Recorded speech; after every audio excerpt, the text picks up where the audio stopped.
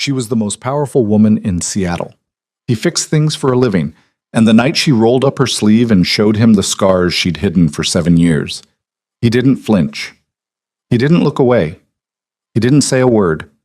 He just reached across the table and covered her arm with his calloused hand like it was the most natural thing in the world. But love stories like this don't start with a gentle moment in a candlelit cafe. They start with two people who are absolutely certain, down to their bones, that they are completely, permanently, irreparably unlovable. This is that story. Hit the like button right now, drop the name of your city in the comments below. I want to see just how far this story travels, and stay with me until the very end, because I promise you, the best part isn't where you think it is. The alarm went off at 4:47 in the morning, 13 minutes before it was supposed to. Nathan Reed lay flat on his back in the dark, staring at the water stain on the ceiling above his bed, the one shaped roughly like the state of Idaho that he kept meaning to paint over and never did. The apartment was cold. October had arrived mean and early this year, sliding through the gaps around the window frames and settling into the corners of every room like something that planned to stay. He didn't move right away. He never did. There was always this window, 3, maybe 4 minutes, between when his body woke up and when his brain caught up and remembered exactly what his life looked like. He used to hate that window, used to lie there dreading the moment everything came rushing back. These days, he'd learned to just live in it. He turned his head to the left. Through the thin wall separating his room from Lily's, he could hear the particular silence of a sleeping 6-year-old. That impossibly complete stillness that made parents check the monitor even when they knew everything was fine. He listened for a beat. 2 beats. Then he got up. The kitchen was the size of a generous closet. Nathan had learned to move through it efficiently, the way a man learns to navigate any small space he inhabits long enough, without thinking, without bumping into things, without needing to turn on more lights than necessary. He filled the dented thermos. He drank half a cup standing over the sink, staring out at the parking lot 3 floors below, where the street lamps turned the wet asphalt the color of old pewter. Tuesday, he thought. Maybe Wednesday. He'd have to check his phone. The job site was a commercial development going up in Bellevue. 40-minute drive on a good morning, closer to an hour once the rest of Seattle woke up and decided it also needed to be somewhere. Nathan had been on the crew for 9 months. Good pay, not great.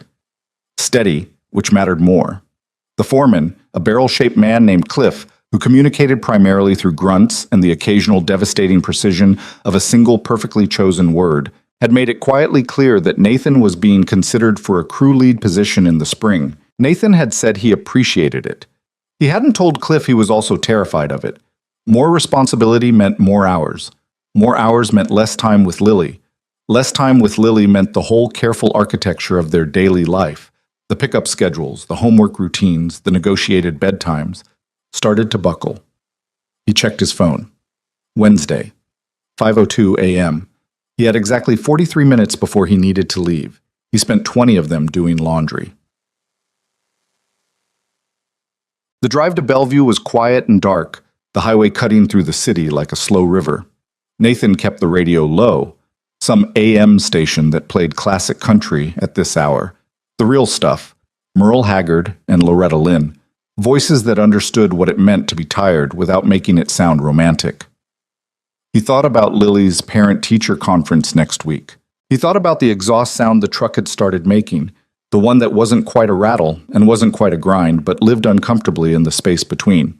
He thought, briefly, about the conversation he'd had with his best friend Marcus 3 days ago. Marcus, who was arguably the most relentlessly optimistic human being Nathan had ever encountered.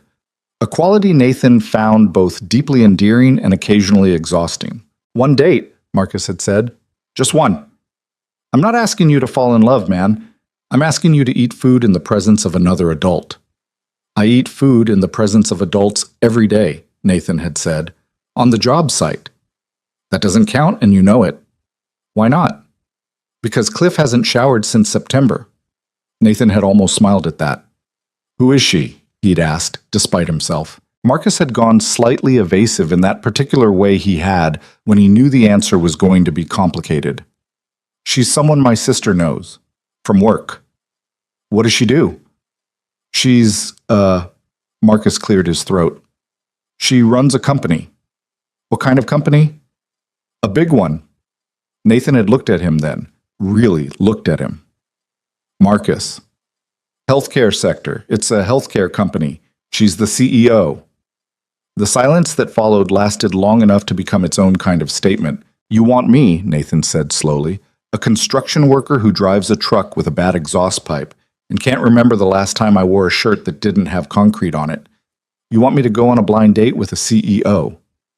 She's a regular person, Nathan. She puts her pants on one leg at a time, same as anybody. She probably wears different pants than me, Marcus. That's not the point.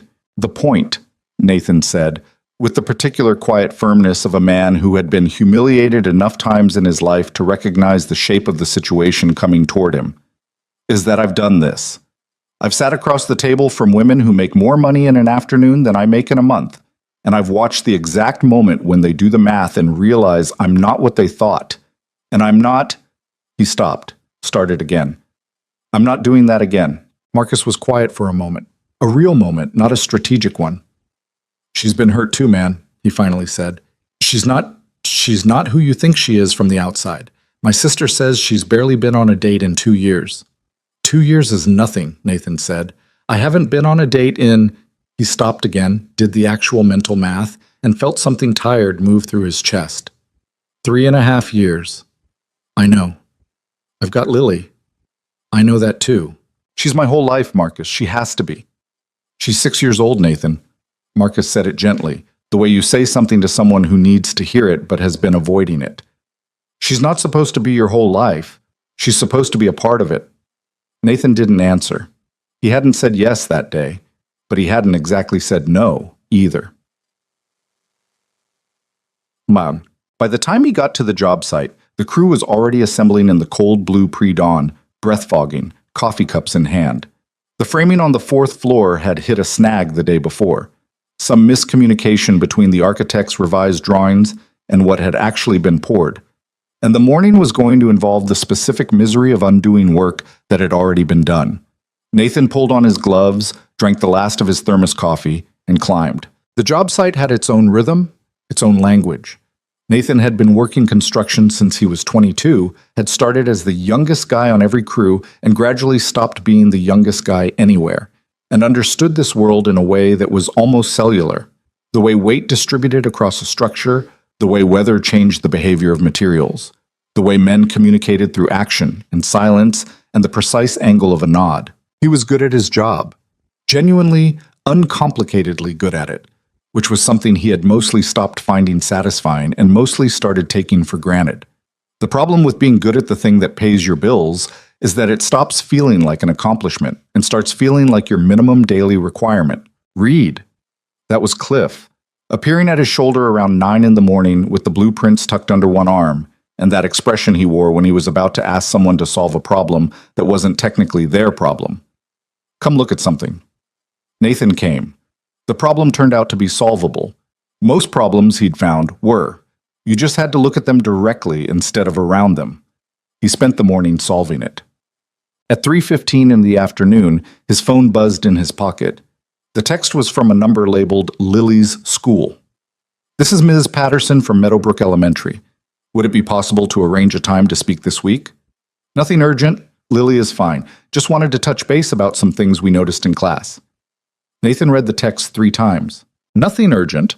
Lily is fine was the kind of reassurance that immediately made you more worried about exactly the thing it was trying to reassure you about. He texted back that he could come in Friday after pickup. Then he stood on the 4th floor of a building that didn't have walls yet, the wind coming off the sound and cutting through his jacket, and he thought about his daughter sitting somewhere in her classroom right now, small and serious, and trying to figure out how to be okay in a world where her mother had left without much explanation when she was 3 years old and never really came back. He thought about the way Lily sometimes got very quiet at dinner, not sullen, not upset, just somewhere else. Like she was calculating something internal that she hadn't decided how to express yet. He thought about the drawing she'd brought home last week, the one she'd made in art class. Most of the kids had drawn their families, 2 parents, siblings, the standard domestic tableau.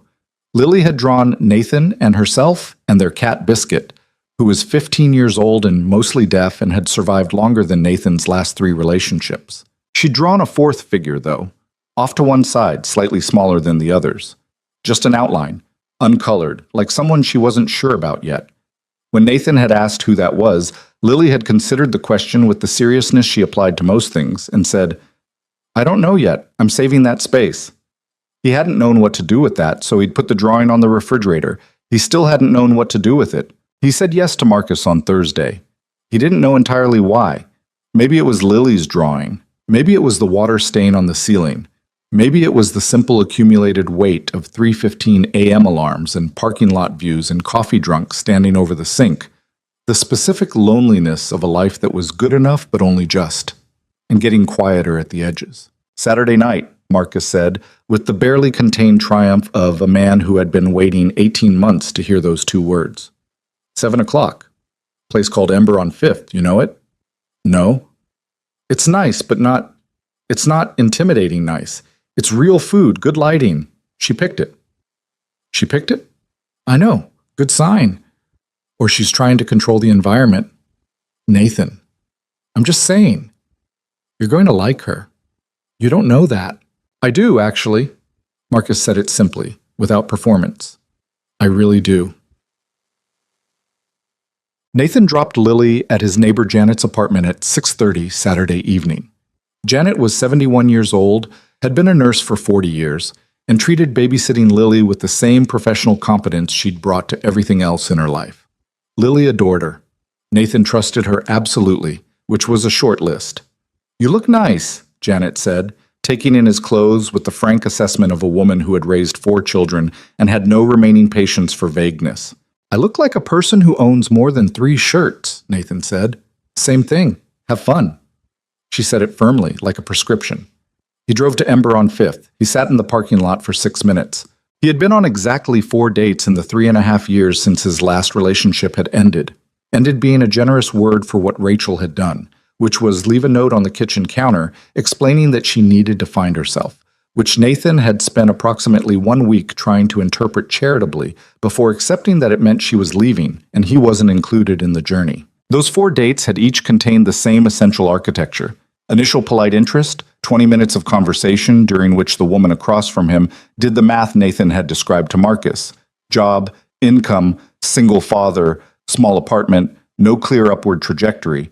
And then a gradual, professionally managed withdrawal of warmth that left the evening technically functional, but emotionally empty in a way that somehow felt worse than not trying at all. He hadn't been angry about it.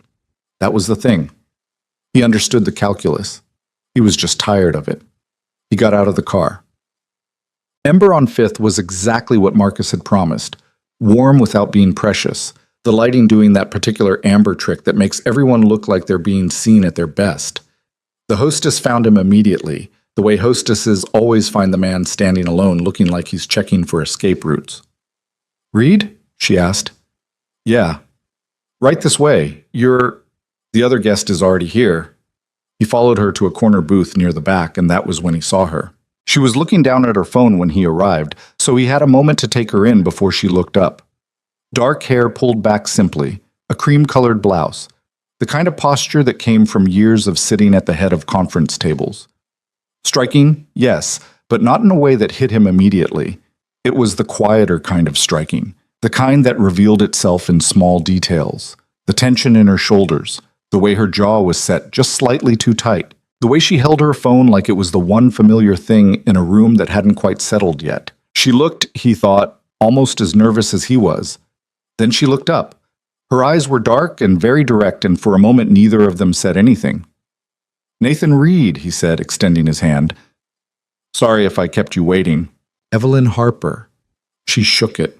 Her grip was firm, businesslike, then immediately seemed to recalibrate to something less formal. You didn't. I was early. I'm always early. Occupational habit. A small, self-aware pause. I'm aware that makes me sound like a control freak. Does it bother you when things don't start on time? He asked. She thought about it. Deeply. Then it probably does, he said. She looked at him for a beat, and then she smiled. A real one, small and slightly startled, like it had arrived before she'd decided to send it. Fair enough? He sat down. The first 20 minutes were the thing. The thing Nathan dreaded most, the resume exchange, the mutual biography, the polite excavation of credentials. He'd been through it enough times to recognize how quickly it turned into an audition neither party had agreed to. But Evelyn didn't open with credentials.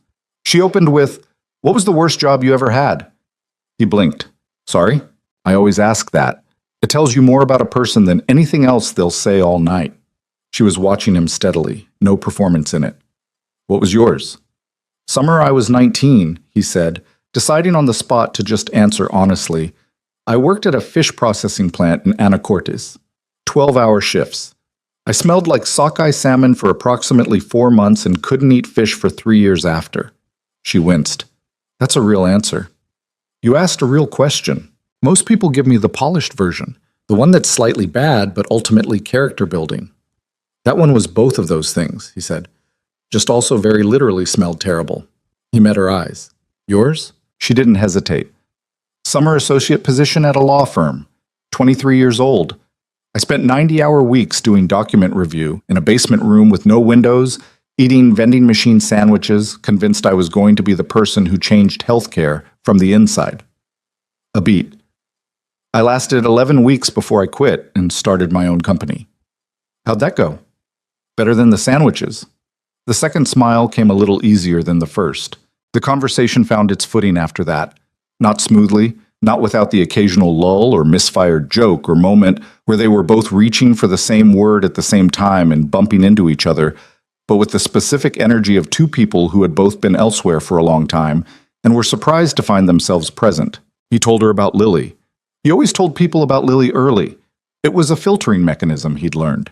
Some people's entire demeanor shifted the moment they heard single father and 6-year-old daughter, not unpleasantly, just differently, like they were suddenly looking at a different picture than the one they'd been examining.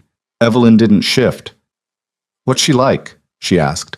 "She's—" He paused because the real answer was complicated in the way all honest answers about people you love are complicated. "She's old for 6, not in a sad way, in a— She pays attention to things. She notices things other kids her age don't seem to. Like, last week she told me the clouds looked worried. That's the kind of thing she says." Evelyn was quiet for a moment. "The clouds looked worried," she repeated. "Yeah. She's right, actually. They do sometimes." That's what I told her. Something shifted slightly in the air between them. Not dramatically, not the movie scene version. Just a small, real recognition. She told him, in measured increments, about the company she'd built. Harper Health, 7 years from a 2-person startup operating out of a rented office space to a billion-dollar enterprise that had just expanded into 3 new states. She didn't tell it like a victory lap. She told it the way you tell someone about something that cost you enormously and was worth it, and you're still not entirely sure which of those things is true. "You ever regret it?" he asked. "The way it took over everything?" The question landed somewhere real in her. He could see it. She took a moment before answering. "I regret what I had to give up to get there," she said carefully. "Not the company itself, just—" She stopped, looked down at her water glass. "There are things I should have paid more attention to. People. Situations." Another pause. "Myself, probably." It wasn't the kind of thing someone said to look vulnerable. It was the kind of thing someone said when they'd been alone with the truth of it long enough that saying it out loud felt like setting down weight. "Yeah," Nathan said quietly. "I know something about that." They were somewhere in the second hour of dinner when it happened. The conversation had moved into a comfortable rhythm, the kind where you're no longer performing, where you're just talking, where the food has been eaten and neither of you has reached for the check, because reaching for the check would mean acknowledging that the evening has to end. They were talking about Seattle winters, actually, which is the kind of subject that sounds dull and isn't, because what you're really talking about is how people cope with darkness. "I grew up here," Evelyn was saying. "You'd think I'd be used to it, the gray. But every November I go through this. I don't want to say depression, because that's not quite right. It's more like the world gets very small." "How do you deal with it?" "Work," she said flatly, which is either a very practical answer or a very unhealthy one, depending on who you ask. "Probably both." "Probably." She looked at him. "What about you?" "Lily," he said simply. "You can't spiral too far when there's a 6-year-old who needs breakfast." She laughed at that, A real laugh, low and genuine, the kind that she seemed slightly surprised by. And then she shifted, almost unconsciously, to reach for her water glass, and in the movement, her sleeve rode up. Just a few inches. Just enough. The skin on her right forearm, the inside of it, running from wrist to elbow, was marked by burn scars. Not small. The kind of scarring that told a whole story in the shape of it, in the way the skin had healed and settled over years. Old scars. The kind that had been with someone so long they'd become part of the landscape of them. She noticed him noticing. The change in her was immediate and physical, the way her shoulder came up slightly, the way her posture contracted, the automatic reach of her left hand toward her right sleeve to pull it back down. All of it happening in less than 2 seconds, fast enough that someone who wasn't paying attention might have missed it. But he was paying attention. He had been paying attention all night, actually. That was the thing nobody told you about loneliness. It made you a better listener because you were so hungry for something real that you absorbed every detail. She didn't pull the sleeve down. What she did instead was something that clearly cost her. She stopped moving. She let the sleeve stay where it was. And she looked at him across the table with something in her eyes that wasn't fear exactly, but lived in the same neighborhood. The tense, braced quality of someone waiting to see which way the moment was going to fall. She waited. And Nathan, who had spent 3.5 years being very carefully, very quietly invisible, who understood at a cellular level what it felt like to be seen in a way that made you wish you weren't, did something that surprised even him. He reached across the table, not toward the scars, not calling attention to them. He simply covered her forearm gently with his hand, the way you'd cover a document you didn't want the wind to take, the way you'd steady something that was trying not to fall. Just, I see it. And it doesn't change anything, and we can keep going now. I'm not going anywhere, he said. It came out quieter than he intended, but she heard it. The moment stretched between them, fragile and real in the way that matters. He felt the tension in her arm not exactly release but shift, like something that had been held very tight for a very long time had decided, tentatively, that it might be okay to loosen. She stopped, cleared her throat. Most people either stare or work very hard not to. Those are the only 2 options. Those are bad options. Yes, she said. They are. A beat. Do you want to talk about it? He asked. Not tonight, she said. Okay. But not ever, necessarily. Just, she looked at him steadily. Not tonight. Okay, he said again. And then, because neither of them knew what else to do with a moment that had suddenly become more real than either of them had planned for on a first date, on a Saturday in October, he said, "Do you want dessert? I saw something on the menu that had the word chocolate in it 3 times, which I think is technically a legal requirement for ordering." She looked at him, and then she laughed. Properly this time, the full, unguarded kind. "Yes," she said, "I want dessert." He drove home with the windows cracked despite the cold, the way you do when you need the air to be real. Janet was asleep in his armchair with the television on low. Some home renovation show with the sound muted, images of before and after rooms cycling silently. Lily was asleep in her bed, one arm around a stuffed elephant named Gerald, her hair spread across the pillow in the particular chaotic halo of a sleeping child. Nathan stood in her doorway for a long moment. He thought about what Evelyn Harper had looked like in that split second before she'd forced herself to stop reaching for her sleeve. The specific brace of it, the way a person looks when they've been hurt enough times by a particular thing that they start the bracing before it's even happened, because the body learns the shape of pain before the mind does. He knew something about that kind of bracing. Not from scars, just from years of sitting across tables and watching women do the math and coming up short in the calculation, and the particular exhaustion of continuing to try anyway. He thought about the way she'd said, "I'm not going anywhere." Or rather, the way she'd heard it when he said it. The way something in her face had shifted, like she'd been given a piece of information she didn't quite know yet how to process. He thought, I meant it. He wasn't sure, going into that dinner, that he'd meant much of anything, but he'd said it and it was true, and he had no idea what to do with that. His phone buzzed. Unknown number. He almost didn't open it. "This is Evelyn. Marcus gave me your number. I hope that's all right. I just wanted to say thank you for tonight. I'm not very good at these things." in case that wasn't obvious. E. He stood in the hallway outside Lily's room and read it 3 times. Then he typed back, "You seemed pretty good at it to me. Thank you for the triple chocolate thing. My life is slightly better now." He didn't expect an immediate response. It was almost midnight. 3 minutes later, the ganache layer was doing a lot of heavy lifting. He smiled at his phone in the dark hallway. "Good night, Evelyn Harper." "Good night, Nathan Reed." He put his phone in his pocket and went to bed. He lay on his back and looked at the water stain on the ceiling, the one shaped like Idaho, the one he kept meaning to paint over. And for the first time in a long while, he was thinking about something other than the list of things that needed doing. He was thinking about a woman who had rolled a sleeve down and then stopped herself. He was thinking about what it cost her not to stop. He fell asleep before he meant to, which was the best way to fall asleep. In Lily's room, Gerald the elephant kept watch. On the refrigerator, the drawing with the uncolored figure stood slightly apart from the others, waiting, as Lily had said, for someone who hadn't been decided yet. Outside, the Seattle rain came down steady and indifferent and clean, the way it always did this time of year, washing the streets into mirrors that reflected the lights of the city back up at itself, bright and uncertain and ongoing. The first text came on a Sunday morning, 9 days after Ember on 5th.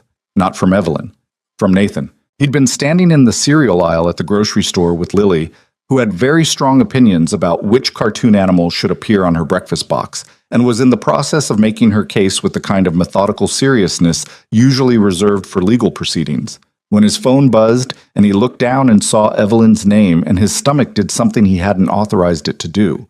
He hadn't texted her since that first night. She hadn't texted him.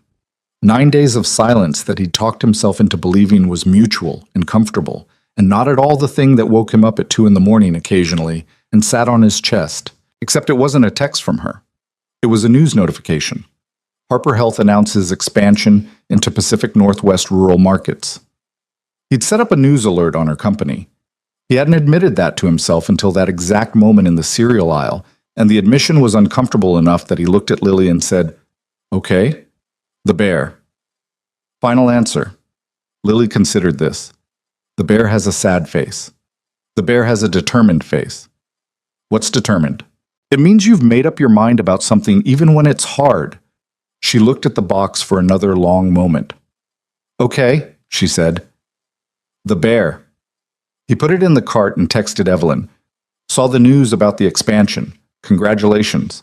That's a real thing. He put his phone in his pocket and didn't expect anything back for hours, because she was a CEO, and it was Sunday morning, and she was probably in a meeting or reviewing contracts or doing whatever people did when they ran billion-dollar companies on their days off. His phone buzzed 40 seconds later. "Thank you. It's terrifying, if I'm honest. We're talking about communities that have never had adequate healthcare access. The pressure to not screw it up is significant." He read that standing next to the yogurt section, Lily now several feet ahead examining a display of Halloween candy with the focused intensity of a professional assessor.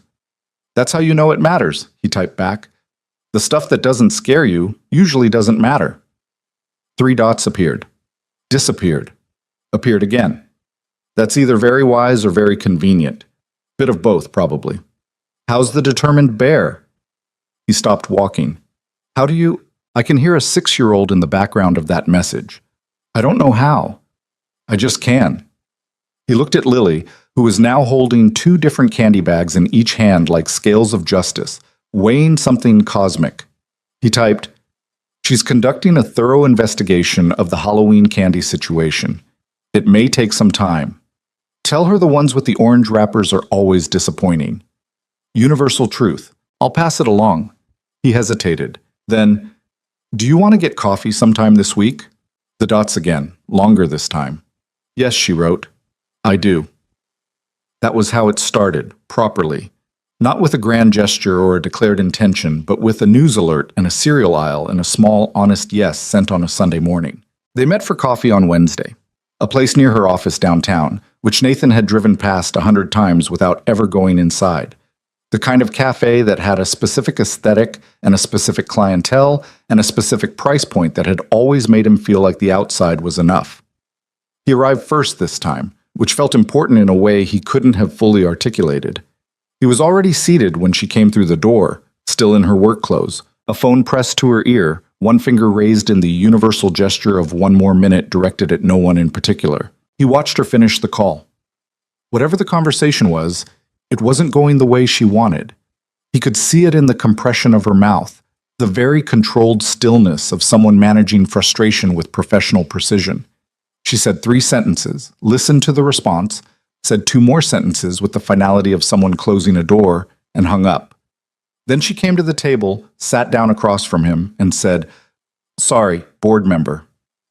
"Everything okay?" "It will be." She picked up the menu, then put it down. "I already know what I want. I've been coming here for 2 years." She looked at him. "What about you?" "First time," he said. Something moved across her face, a small recalibration. "I didn't think about that. I suggested it because it's easy for me. I should have—" "It's fine," he said. "It's a good place." He looked around. Dark wood, plants in the windows, a counter with pastries arranged like a museum exhibit. Slightly more plants than I'm used to, but they're a bit aggressive with the plants, she agreed, and that eased something between them. The Wednesday coffee became a Thursday walk along the waterfront the following week, which became a Saturday lunch 3 weeks after that, which became a pattern that neither of them named because naming it would have required acknowledging what they were doing, and what they were doing was complicated enough without language on top of it. What they were doing, specifically, was learning each other in the cautious, incremental way that people learn things when they've been burned, not by fire, or not only by fire, but by the particular burning of being vulnerable and having it go wrong. Nathan noticed things. He was good at noticing. A professional habit that had migrated into his personal life so thoroughly he couldn't separate them anymore. He noticed that Evelyn wore long sleeves every time they met, even when the weather didn't require it, and that she had developed a way of positioning herself at tables, slightly angled, right arm toward the wall, that made the sleeve situation unremarkable. He noticed that she talked about her work with a precision and fluency that was almost like watching a musician play a very difficult piece, and that the fluency faded slightly at the edges of conversations about anything before the company. He noticed that she laughed more easily than she seemed to expect to. He noticed that she asked questions about Lily constantly, genuinely curious, not performatively interested the way some adults were with children, as though they were fulfilling a social obligation. She wanted to know specific things, what Lily's favorite book was this week, whether she'd decided what she wanted to be for Halloween, how the parent-teacher conference had gone. That last one had been a real conversation, held over terrible coffee in a diner near the job site one evening after Nathan's shift. "Ms. Patterson thinks Lily is processing some things about her mother," he'd said, looking at his coffee cup. "That the quietness in class is— She said Lily sometimes seems like she's waiting for something. She couldn't say exactly what." "What did you say to that?" "I said I knew." A pause. "Rachel left when Lily was 3. She sends a card at Christmas sometimes, birthday occasionally." He turned the coffee cup. "Lily doesn't really ask about her much anymore, which is somehow worse than when she did." Evelyn was quiet. Not uncomfortable quiet. The kind of quiet that meant she was actually sitting with what he'd said instead of rushing to fill it. "My parents died when I was 23, she said finally. It came out measured, like she'd decided how much of it to say. "House fire. I was visiting for the weekend. I got out. They—" She stopped. "They didn't." Nathan looked at her. "The scars," she said, as if he needed the connection explained. "He didn't. I went back in. Tried to, Another stop. "It wasn't enough." "Evelyn, I'm not telling you this so you'll feel sorry for me." She said it quickly, firmly, the CEO voice for a moment. Then it faded. "I'm telling you because Lily waiting for something. I understand that. After the fire, I spent years waiting for the moment when I'd stop feeling like something fundamental had been removed from me without my permission." She met his eyes. "It doesn't fully stop, but it gets different." "Does it get better?" "It gets different," she repeated. "Better is a word I'd want to use carefully." He thought about that for a long time after he drove home. He thought about a 23-year-old woman running back into a burning house, and what that said about who she was, and also what it had cost her, and also how she'd taken that cost and built an entire billion-dollar enterprise out of the wreckage, as if success could be a kind of retroactive proof that she deserved to survive. He thought, that's what the control is for. That's why she positions herself at tables. That's why the sleeves. He understood that the armor and the wound were the same thing. He'd seen it in the mirror often enough. The invitation came on a Friday morning in November, delivered by text at 7:04 a.m. while Nathan was driving Lily to school. He read it at the red light, which he knew he wasn't supposed to do, and almost drove through the intersection when the light changed. Marcus had apparently, through the complicated social geometry of his sister's relationship with Evelyn, managed to rope them both into volunteering for a community project the following Saturday. A playground build for a pediatric burn care facility, a small nonprofit affiliated with a children's hospital in Renton that worked with kids recovering from severe burn injuries. The kind of organization that ran on donations and volunteer weekends and sheer stubborn institutional willpower. Nathan had done volunteer builds before.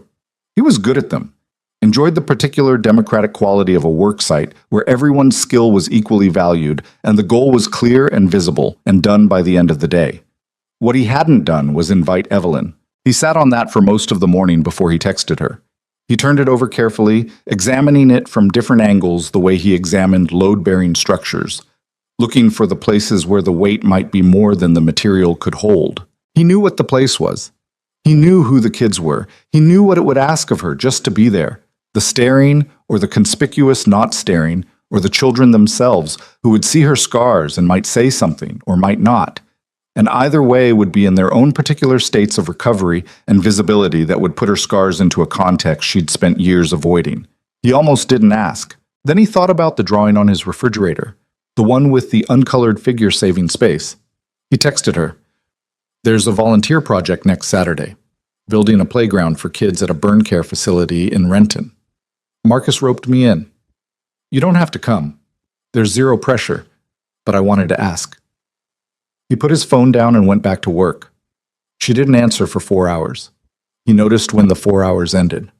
"I'll be honest. My first reaction was no." He typed, "That's a fair reaction." My second reaction was also no. Also fair. My third reaction was that I've said no to a lot of things for a long time because they were uncomfortable, and I'm not sure that's been working very well for me. He put down the piece of framing lumber he was holding. Around him, the job site continued its orchestrated noise, saws and compressors, and men calling to each other across the structure. He was standing in the middle of all of it with his phone in his hand.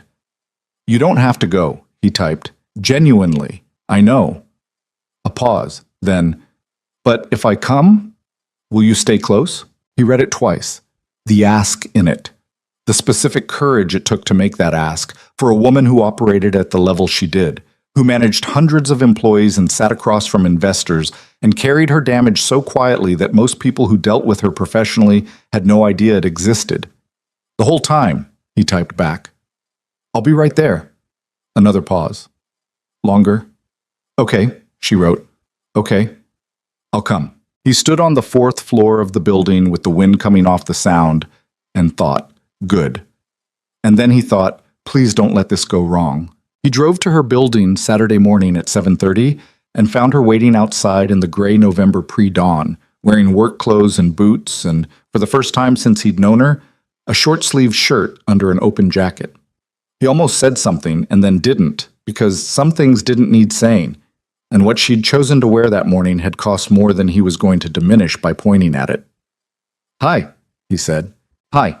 She looked at his truck. "Is that the exhaust thing you mentioned?" The truck did, at that moment, produce a sound that was technically between a rattle and a grind. "She's communicating," he said. "She sounds distressed. She's dramatic. She'll be fine." He opened the passenger door. "Ready?" She looked at him. Not at the facility they were going to, not at the day ahead. At him. Like she was checking that the thing he'd promised was still true. "Are you going to stay close?" "Yeah," he said simply. "I am." She got in the truck. The facility in Renton was smaller than Nathan had expected, and larger than it probably looked from the outside. A complex of low buildings arranged around a central courtyard, the kind of design that prioritized natural light and outdoor visibility, good for kids who spent a lot of time indoors recovering. The playground project was in the courtyard, an existing structure that needed significant replacement and expansion. A crew of about 20 volunteers had already assembled by the time Nathan parked, Marcus among them, wearing a fluorescent vest and an expression of barely suppressed delight at seeing them arrive together. Nathan gave him a look that communicated several things efficiently. Marcus nodded, composed himself, and became suddenly very focused on his clipboard. The children weren't out yet. It was too early, and the morning program hadn't started. But Nathan could see them through the windows of one of the buildings. 8 or 9 kids, ages ranging from maybe 5 to 12, sitting in a common room. Some of them had visible scarring on their faces, necks, arms. All of them looked like kids, bored, eating breakfast, one boy in a specific argument with someone about something, the particular loud righteousness of a 10-year-old making his point. He watched Evelyn look at them through the glass. He couldn't read her expression exactly. It was doing several things at once. "You okay?" he asked quietly. "Yes," she said.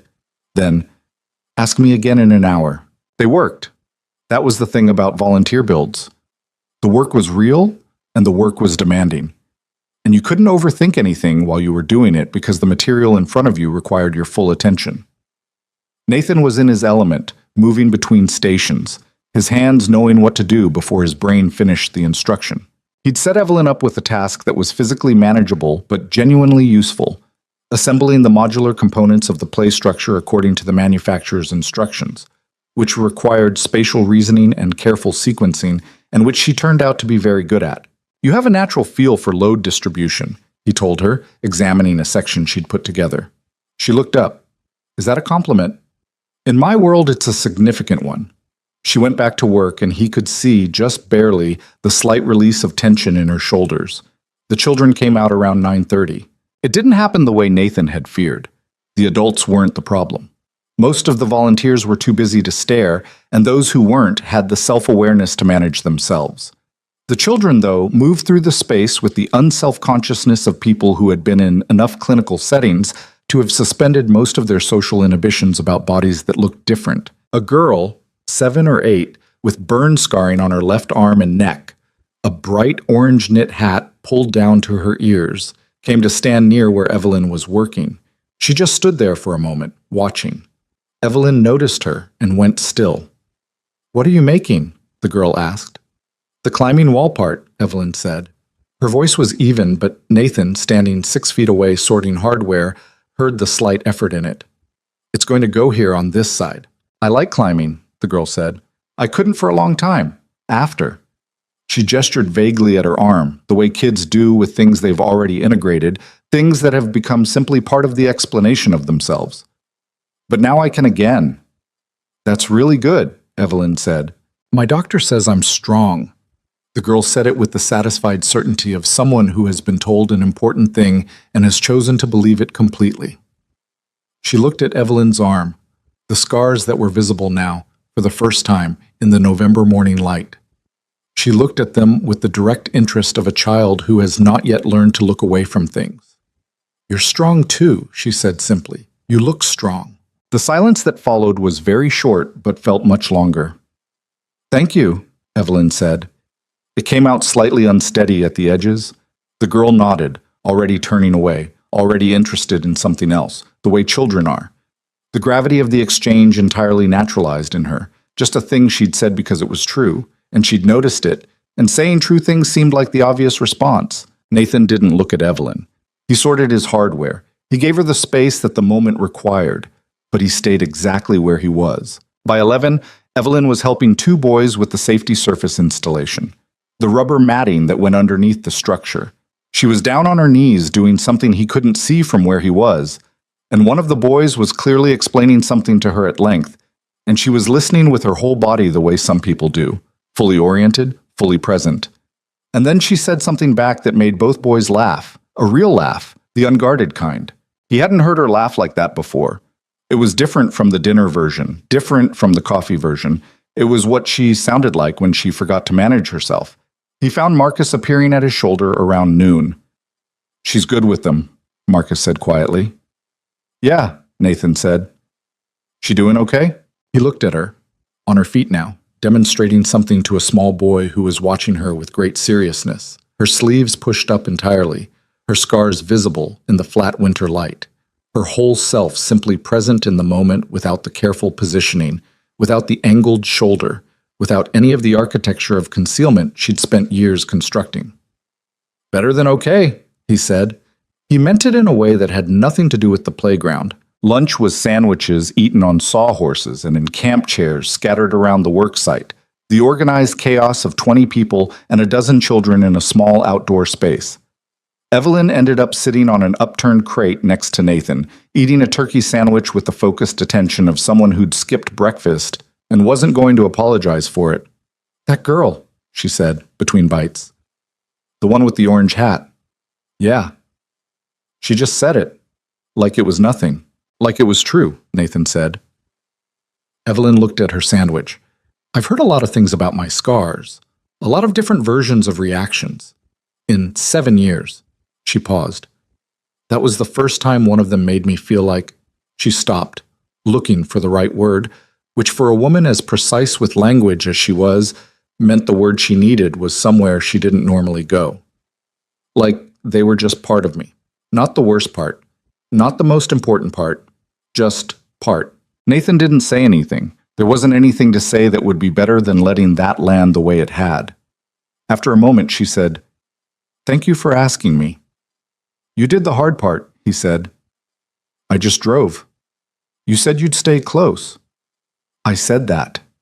She looked at him. "You did," she said. "The whole time."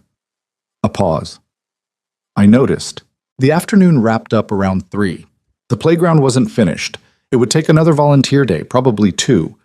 But the structure was up, the bones of it real and visible. And the kids who'd spent the day drifting in and out of the work area had each claimed a section of it already, in the way children claim new territory. The boy who'd been arguing at breakfast was now at the top of the climbing wall, declaring something to no one in particular. Evelyn stood at the edge of the courtyard looking at it. Nathan came to stand beside her, not close enough to crowd her, just there. "You okay?" he asked. Same question as the morning. "Yes," she said. Then, "That's a real answer this time, not just the one I was supposed to give." I could tell. She turned to look at him. In the flat gray afternoon light, without the management, without the careful posture, with sawdust on her jacket and her hair half escaped from whatever she'd put it in this morning, she looked different than she had across the candlelit table at Ember on 5th. Not less striking, more real. "I don't do this," she said. "What?" "This." She gestured, not at anything specific. At the day, at the two of them standing here, at whatever this was becoming. "I stopped doing this. I told myself I was too busy, and then I told myself it wasn't worth the exposure, the risk." She turned back to the playground. 7 years is a long time to be careful. "Yeah," he said. "It is. You've been careful too." 3.5, he said, "since Rachel." He hadn't told her the number before. She absorbed it without making it a bigger deal than it was. Lily's 6. So she was 3 when... Yeah. Quiet between them, the comfortable kind that had taken about 6 weeks to build, and that Nathan had been paying attention to the whole time it developed, the way you pay attention to something that took work to earn. "Nathan." She said his name with the particular weight of someone about to say something they'd been carrying around. He waited. "I'm not good at this. I want you to know that I know that. I'm good at a lot of things, and this isn't one of them, and I'm probably going to..." She stopped. "I'm going to get it wrong sometimes. I'm going to go quiet when I should talk, and I'm going to work when I should stop working, and I'm going to..." "Evelyn." He said her name the same way she'd said his. She stopped. "I drive a truck with a bad exhaust pipe. I forget things. I sometimes feed Lily cereal for dinner because neither of us has the energy for anything else. I woke up last Tuesday and couldn't remember if I'd paid the electricity bill and spent 40 minutes looking for the paperwork in a pile that turned out to be old school drawings." He looked at her steadily. "Nobody's good at this. I seem like I've got it together because I've gotten good at the performance of having it together. For Lily's sake." He said it honestly, without drama. "Underneath it, I'm making it up as I go. Same as everybody." She looked at him for a long moment. "Why are you telling me that?" she asked. not combatively, genuinely wanting to know. Because you just told me something true, he said. Seemed like the right thing to do. The volunteers were packing up around them, loading equipment into trucks, the specific end-of-day energy of people who'd worked hard and earned the drive home. Marcus was somewhere in the mix, sensibly maintaining distance. Evelyn looked at her hands. They were dusty, marked from the work, a small scrape on her left palm she hadn't mentioned. She looked at them for a moment, then back at Nathan. I have a follow-up board call at 6, she said. I can't avoid it. I've got to get Lily from Janet's by 5:30. So, she almost smiled, a graceful natural exit. The best kind. He started toward the truck, then stopped. I'll text you. Okay. About nothing important, the way we do. She did smile then, fully, the unguarded one. The bear's breakfast situation? Exactly that kind of thing. He got in the truck. The engine turned over and produced its signature sound, the rattle-grind conversation that the truck apparently needed to have every time it started. He glanced at the passenger seat, which was empty, which was somehow different from how it had been empty before. He drove out of the parking lot thinking about a girl in an orange hat who said things simply because they were true. He drove home thinking that Evelyn Harper, the most controlled person he'd met in years, had spent an entire afternoon with her sleeves up and her scars in the November light, and hadn't once reached to cover them. He didn't know what to call what was building between them. He wasn't ready to name it yet, and he didn't think she was either, and that was okay. Some structures needed time to cure before you could put weight on them. He'd learned that on job sites. He'd spent years learning it. He picked up Lily at 5:28, 2 minutes early, and Lily told him at length about a dream she'd had about a purple horse who could do math, and Nathan listened to all of it and asked the right follow-up questions. And somewhere in the middle of the drive home, he realized he felt not happy exactly, because happy was too simple and too flat. He felt like the margins of his life had gotten slightly larger, like the walls of the room had moved out an inch or two in every direction. It wasn't enough to be remarkable. It was enough to breathe a little easier. And that, for now, was more than sufficient. December came in hard that year. Not dramatically. Seattle rarely did dramatic weather, preferring instead the slow, gray, accumulated weight of cold and rain and darkness that settled over the city like a wool blanket left outside too long. The kind of weather that didn't announce itself but simply arrived and stayed, and by the third week of it you couldn't quite remember what the light had looked like before. Nathan noticed Evelyn's texts getting shorter in December, not colder. She was never cold, exactly, even when she was being careful. Just compressed. The ones that used to run 3 or 4 exchanges back and forth over the course of an evening started arriving as single lines, sometimes just a response emoji, sometimes nothing at all until the next morning when she'd send something apologetic about falling asleep at her desk. He didn't push. He wasn't built for pushing. But he paid attention. They still met twice a week when they could manage it. Coffee, usually, because coffee was contained and time-limited and didn't require either of them to fully commit to an evening. He'd pick her up from her building when the hour worked, or she'd appear at the diner near his job site, still in her work clothes, smelling faintly of printer ink and the particular tired energy of someone who has been running on adrenaline and institutional obligation for longer than is medically advisable. She looked thinner in December. He noticed that too. He mentioned it once, carefully, the way you mention something you know might land wrong. You eating enough? He asked. They were in the diner, a Tuesday, the tail end of his shift, and the middle of what appeared to be her day, based on the 3 unanswered calls lighting up her phone while she ignored it face down on the table. She looked at him. I eat. When? She stopped. I have a system. What's the system? There's food in my office. My assistant makes sure of it. Your assistant makes sure you eat. It's part of her job description. Evelyn. He said it simply, without judgment, which he'd learned was the only register that actually reached her. That's not a system. That's a backup plan for when the system fails. She looked at the table for a moment. It's Q4, she said. It's always like this in Q4. The board reviews, the annual projections, the expansion compliance reporting. It stacks. And I'm the one who has to... She stopped again. I'm the one at the top, which means when something needs to get done and nobody else can do it, I do it. Nobody else can eat lunch for you either, he said. But here we are. A pause. Then she picked up her coffee and said, with the particular dry precision that was her version of conceding a point, The diner turkey sandwich is better than anything in my office anyway. He ordered her a turkey sandwich. She ate all of it. He filed that away not as a victory, but as a data point, a small piece of the larger picture he was assembling without quite deciding he was assembling it. The picture was, Evelyn Harper had built an entire professional identity around being the person who held everything together, and the cost of that identity was that she had no one designated to hold her together. And she had been paying that cost for so long, she'd stopped noticing it was a cost and started treating it as simply the operating conditions of her life. He understood this. He understood it more than he let on, actually, because it was adjacent to something he'd done himself. The construction of a life that was stable and functional and pointed entirely outward, toward Lily, toward the job, toward the logistics of a single father making the machine run, leaving no space inside it for anything that wasn't load-bearing. Because load-bearing things were necessary, and things that weren't necessary were risks, and risks were things you couldn't afford when everything you had was already committed. The difference between him and Evelyn was scale and speed. She ran faster, burned hotter, and had more infrastructure around the burning. But the fire was the same. He was thinking about this on a Thursday evening in the second week of December when Marcus called. "Have you talked to her today?" Marcus asked without preamble. Something in his voice made Nathan sit up straighter.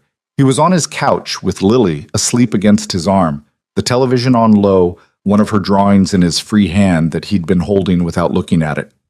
"Not since this morning. She texted around 9, said she had a full day." "She collapsed," Marcus said. The drawing fell. "What?" "My sister just called me." Evelyn collapsed in her office. She'd been there since 5 a.m.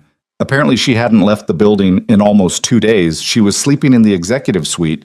She had some kind of board crisis with the Pacific Northwest expansion, and she just... Marcus paused. "They called an ambulance. She's at Harborview." Nathan was standing up before Marcus finished the sentence, the movement automatic. Lily startled awake and saying, "Daddy?" in the particular confused voice of a child pulled from deep sleep. "Marcus, I need to..." He was already looking for his keys with one hand, reaching for Lily with the other. Is there anyone with her right now?" "Her assistant, I think. Maybe one of her board members." "I'm going." "Nathan, she shouldn't be alone in a hospital, Marcus." A pause. "No," Marcus said. "She shouldn't." He dropped Lily at Janet's. He explained almost nothing because there wasn't time, and Janet, who had been a nurse for 40 years and could read urgency in a person's posture, asked almost nothing in return. She just took Lily's hand and said, "Go." And he went. The drive to Harborview was 23 minutes. He hit every light wrong, which felt personal, which was ridiculous, which did not stop him from feeling it. He parked badly in a structure 2 blocks from the hospital and walked fast through the cold, not running, because running felt like catastrophizing, but close to it, in that particular controlled rapid pace of someone trying to stay calm by containing their body's instructions. The ER waiting area was the specific misery of all ER waiting areas everywhere.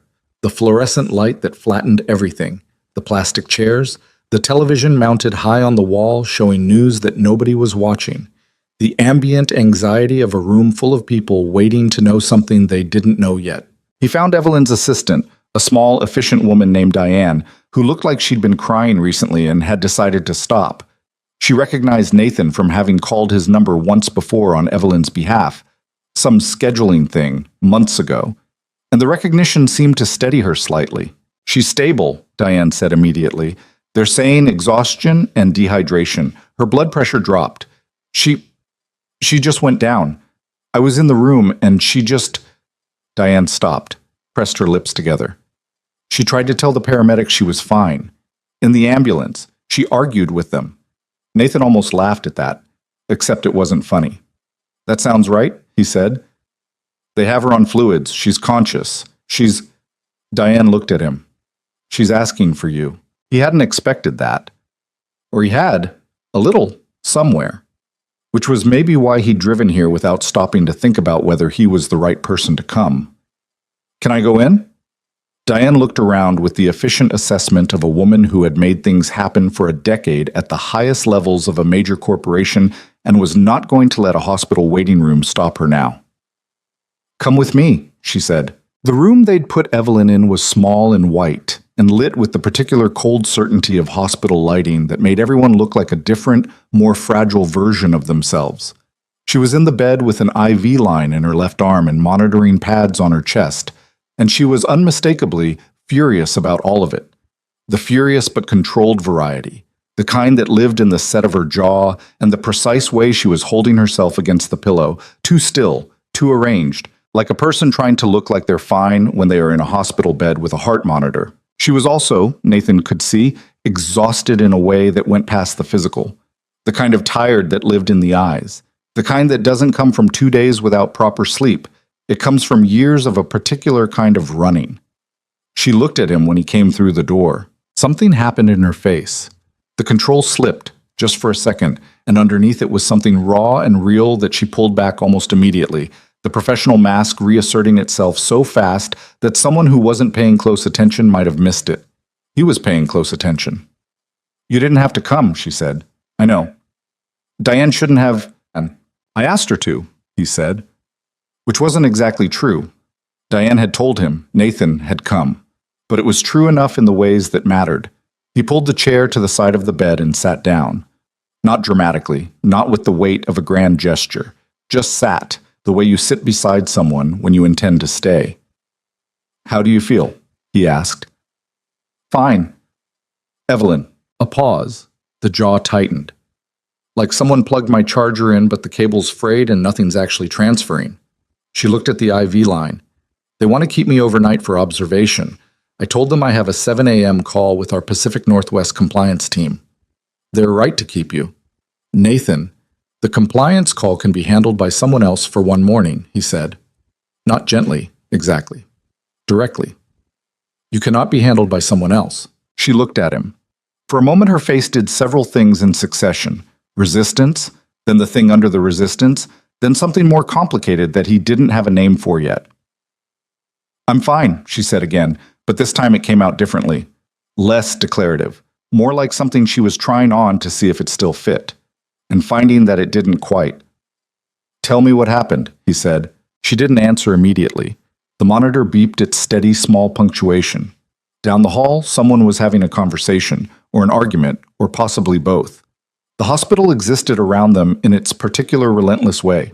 "The Pacific Northwest expansion," she said finally, her voice leveling into the CEO register she used when she was organizing facts. "We've hit regulatory resistance in 2 of the 3 markets. The compliance infrastructure we built wasn't accounting for some state-specific healthcare licensing requirements, which means we're potentially looking at delayed launches that could affect quarterly projections, which the board is already—" She stopped, started again, differently. "I was trying to solve it, all of it, before the board call. I had the whole compliance team working. I had our legal counsel in on conference calls until 2 a.m. I hadn't—" She looked at her hands. "I hadn't left the office. For how long?" "Since Tuesday morning." It was Thursday. "Evelyn, I know." She said it before he could continue. "I know, Nathan. I'm aware that I'm aware." She turned her head away, looking at the window, which had blinds but no view. I couldn't let it fail. Not this one. The rural markets, the communities we're trying to reach. If we launch badly, if we create a compliance problem in the first 6 months, it damages the program for years. It damages the credibility of the whole initiative." She turned back to him. "You understand that?" "I understand why you care about it," he said. "I don't understand why you have to be the only person holding it." She was quiet. "You have a team," he said. "I know. You built that team specifically so that—" "I know, Nathan." It came out sharp. Not angry at him. He could hear the difference now. Sharp at herself, which was a different register entirely. "I know I have a team. I know I have a chief operations officer and a general counsel and 12 regional directors and a compliance department with 27 people in it." She pressed her hand flat against the bed. "And I still can't make myself— She stopped. He waited. "I still feel like if I'm not the one watching it," she said quietly, "it's going to slip. Something is going to slip. And if something slips, then all of it—" She stopped again. "All of it was a mistake. The whole thing, everything I built." The room was quiet for a moment. That's not about the expansion, Nathan said. She looked at him. That's an older thing than the expansion, he said carefully. Not pushing. Not diagnosing. Just naming what he could see, the way he named structural issues on job sites. Not to alarm anyone, just because the problem needed a name before it could be addressed. Her face did the complicated thing again. I survived something, she said after a long moment, and She looked at her left arm where the IV was taped, the scar tissue visible above the tape. I was the one who got out. My parents didn't. And I have never in 7 years been able to make myself believe that I deserved to be the one. Her voice was steady, but doing the specific work of steadiness, the kind that requires effort. So I make it make sense by not stopping, by building something they would have been proud of, by being the person who doesn't fail, who doesn't drop anything, who doesn't... She stopped. If I stop, I have to just be a person who was in a fire and lost everything and got out anyway. And I don't... She pressed her lips together. I don't know how to be just that person. The monitor beeped. Down the hall, the conversation or argument continued. Nathan leaned forward with his elbows on his knees and his hands loose and said, My ex-wife left when Lily was 3. She left a note. It said she needed to find herself. He said it flat, without ornament. I spent about a week being angry and about a month being devastated, and then I got very busy, because Lily needed me to be busy. And then being busy became the whole thing, and I stopped. He looked at his hands. I stopped existing as much, outside of the function. I was Nathan who takes care of Lily. I was Nathan who shows up to the job site. I wasn't a lot of other things for a long time. He looked up at her, because being those other things felt like it took attention away from the things that were necessary, and necessary felt safe. Necessary felt like something I couldn't get wrong. She was watching him. Neither of us is good at being just a person, he said. I'm not saying that like it's a flaw. I think we both got here by surviving things that made being just a person feel like not enough. He held her gaze. But you ended up in a hospital bed, Evelyn, and I think the thing that got you here isn't strength. I think it's the thing that looks like strength from the outside and is something else from the inside. She didn't answer for a long time. When she did, her voice was quieter than he'd ever heard it.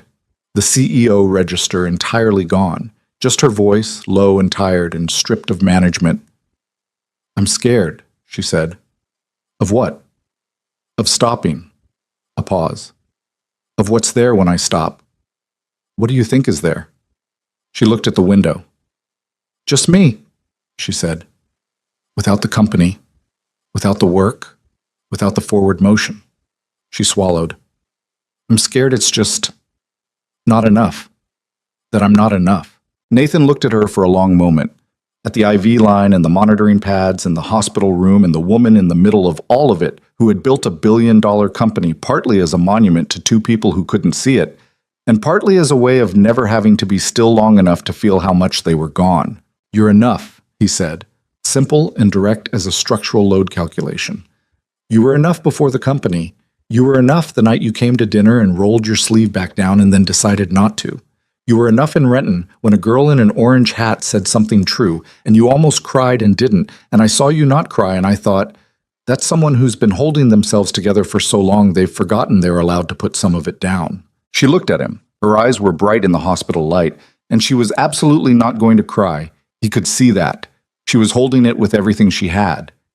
And then something gave, very slightly, and a single tear made it past the holding, which she brushed away immediately with the efficiency of a woman who has not cried in front of another person in years and was not going to make a production of starting now. I hate hospitals, she said. I know. They make everything feel... Yeah. Nathan. She said his name the way she had in the parking lot in Renton, with the particular weight of something she'd been carrying and was setting down. Why are you here? You have Lily. You have work tomorrow. You drove... Because you called my name, he said. Through Diane, but still. He settled back in the chair. And because you've been sitting in that office alone at 2 a.m. solving things by yourself for 7 years, and that's... He looked at her steadily. That's too long. Nobody should do that for 7 years. She looked at him for a long moment. not measuring him, not doing the math. She'd stopped doing the math somewhere around the second week of November, he thought, around the time she'd started texting him about nothing important the way they'd established they were allowed to do, just looking at him, taking him in. Okay, she said finally. Okay? Okay what? Okay, I'll stay overnight. I'll call David and have him handle the 7 a.m. David was her COO. She said his name like it cost her something to say it, which told Nathan everything about how much she hated delegating. Good call, Nathan said. I still need to review the compliance brief before tomorrow. Nathan, tomorrow, he said again. Not unkindly, firmly.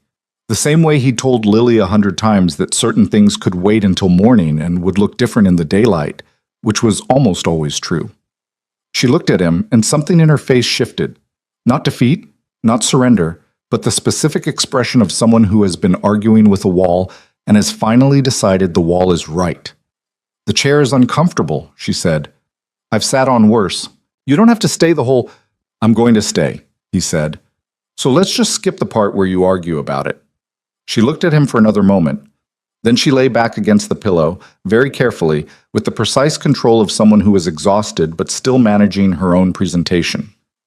The cafeteria coffee is terrible, she said to the ceiling. All cafeteria coffee is terrible. It's a law. There's a machine on the second floor that does a passable espresso. I'll survive. Quiet settled between them, different from the silence of the waiting room, different from the silence of all the careful spaces they'd built around themselves over years of being alone and functional. This was the quieter kind that accumulates between people who've said the true things and don't need to fill the space afterward. Around midnight, Evelyn fell asleep with the sudden completeness of someone whose body had been waiting for permission. Nathan sat in the uncomfortable chair and watched her for a while, not in a strange way. Just the way you watch someone you've been worried about when the worrying can finally stop for the night. Then he got up quietly and walked to the nurse's station and asked if there was a machine on the second floor that did espresso. There was. He came back with 2 cups, one for him, one for when she woke up, which he set on the bedside table in the particular spot where she'd reach for it automatically. He sat back in the chair and drank his terrible hospital espresso and thought about what she'd said about just being herself without the company, without the forward motion, and how that terrified her. He thought about his refrigerator drawing, the uncolored figure that Lily was saving space for. He thought about the first text on that Sunday morning in the cereal aisle, and the coffee on Wednesday, and the playground in Renton, and a girl in an orange hat who said simple, true things. He thought about how 2 people could spend years becoming very good at being alone and still not get used to it. Not really.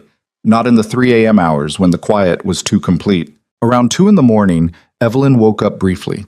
The half-conscious waking of someone surfacing from deep sleep without fully arriving. Her hand moved across the bed, feeling for something, and found the edge of the mattress. She opened her eyes a little. He was there. He could see the moment she registered it, the slight relaxation, the specific easing of something that had been held tense. She looked at him across the dark room with the unguarded eyes of someone too tired to manage their expression, and what was in them was simple and undefended. "You're still here," she said, more surprised than she meant to be. "Still here," he confirmed. She nodded, and her eyes closed again. He stayed. When morning came, real morning, the gray Seattle kind, the light filtering through the blinds and the hospital shifting into its daytime register around them, Evelyn woke up properly and found the espresso on the bedside table. She looked at it, looked at Nathan, who was on his second cup and had not slept exactly, but had rested in the way you rest in uncomfortable chairs when you've decided staying matters more than comfort. She picked up the cup, drank, made a face. "That bad?" he asked. "Adequately bad," she said. "Thank you." "The nurses told me you're clear to go home this afternoon," he said. "If your blood pressure stays where they want it this morning." "I know, she's already handling the afternoon." She said it with the slight strangeness of someone who had made a decision in the night that still felt foreign in the daylight. "I delegated 3 things from my phone at 6 a.m. "How did that feel?" She considered. "Like taking off a very tight shoe," she said. "Uncomfortable in a different way than before, but probably better for the foot." He almost smiled. "That's progress?" She turned the cup in her hands and looked at him directly in the morning light, without the management, without the CEO posture, without any of the armor. Just Evelyn, tired and clear-eyed and real. "I want to show you something," she said.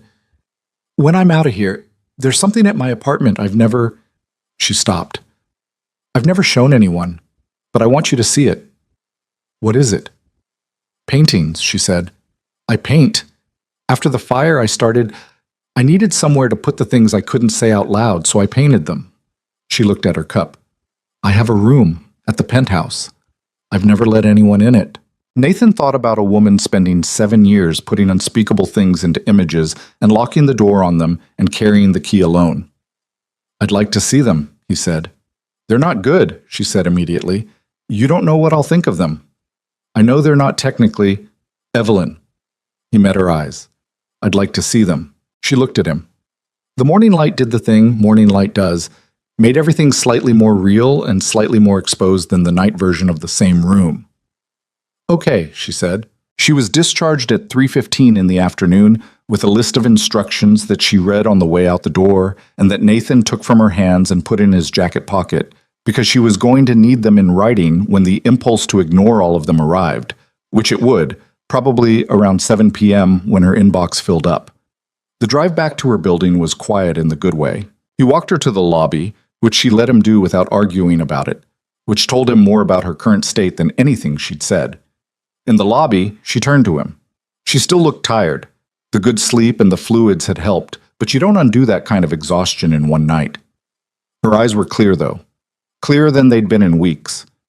"Come on Saturday," she said. "I'll show you the room." "Saturday," he confirmed. She nodded. Then she said, with the specific directness of someone who has decided something while lying in a hospital bed and is not going to retreat from it, "I don't want to do this alone anymore. She gestured at herself, at the hospital papers that were now in his pocket, at the general shape of her life. "I've been doing it alone for a long time, and it's—" She stopped. "It's not working. The evidence is fairly clear." He looked at her. "You're not alone," he said. "Not as a promise. As a statement of current fact. The way you state facts about structures when you've examined them carefully and you know what they can hold." She held his gaze for a moment. Then she nodded once and turned toward the elevator. He watched her go. He drove home through the gray December afternoon thinking about a room full of locked paintings and what it meant that she was finally going to open the door and how some things could only move when you had someone to stand beside them. He picked up Lily from school. She had made a card in class, a random Tuesday card, not for any occasion, just because she'd wanted to. On the front, she'd drawn a picture of herself and Nathan and Gerald the cat and the uncolored figure from the refrigerator drawing, except this time she'd colored it in. Dark hair. A cream-colored shape that was probably a shirt. He stood in the school parking lot and looked at it for a long moment. "Who is that?" he asked her. Lily considered the drawing with the seriousness she applied to most assessments.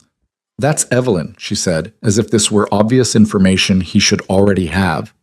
"I decided." He looked at his daughter. "When did you decide?" he asked. "When you came home from the hospital last night," she said. She was already climbing into her car seat, moving on to the next thing. "Your face looked different." "Different how?" "Like when you know where you're going," she said. He buckled her in. He drove home through the gray Seattle afternoon.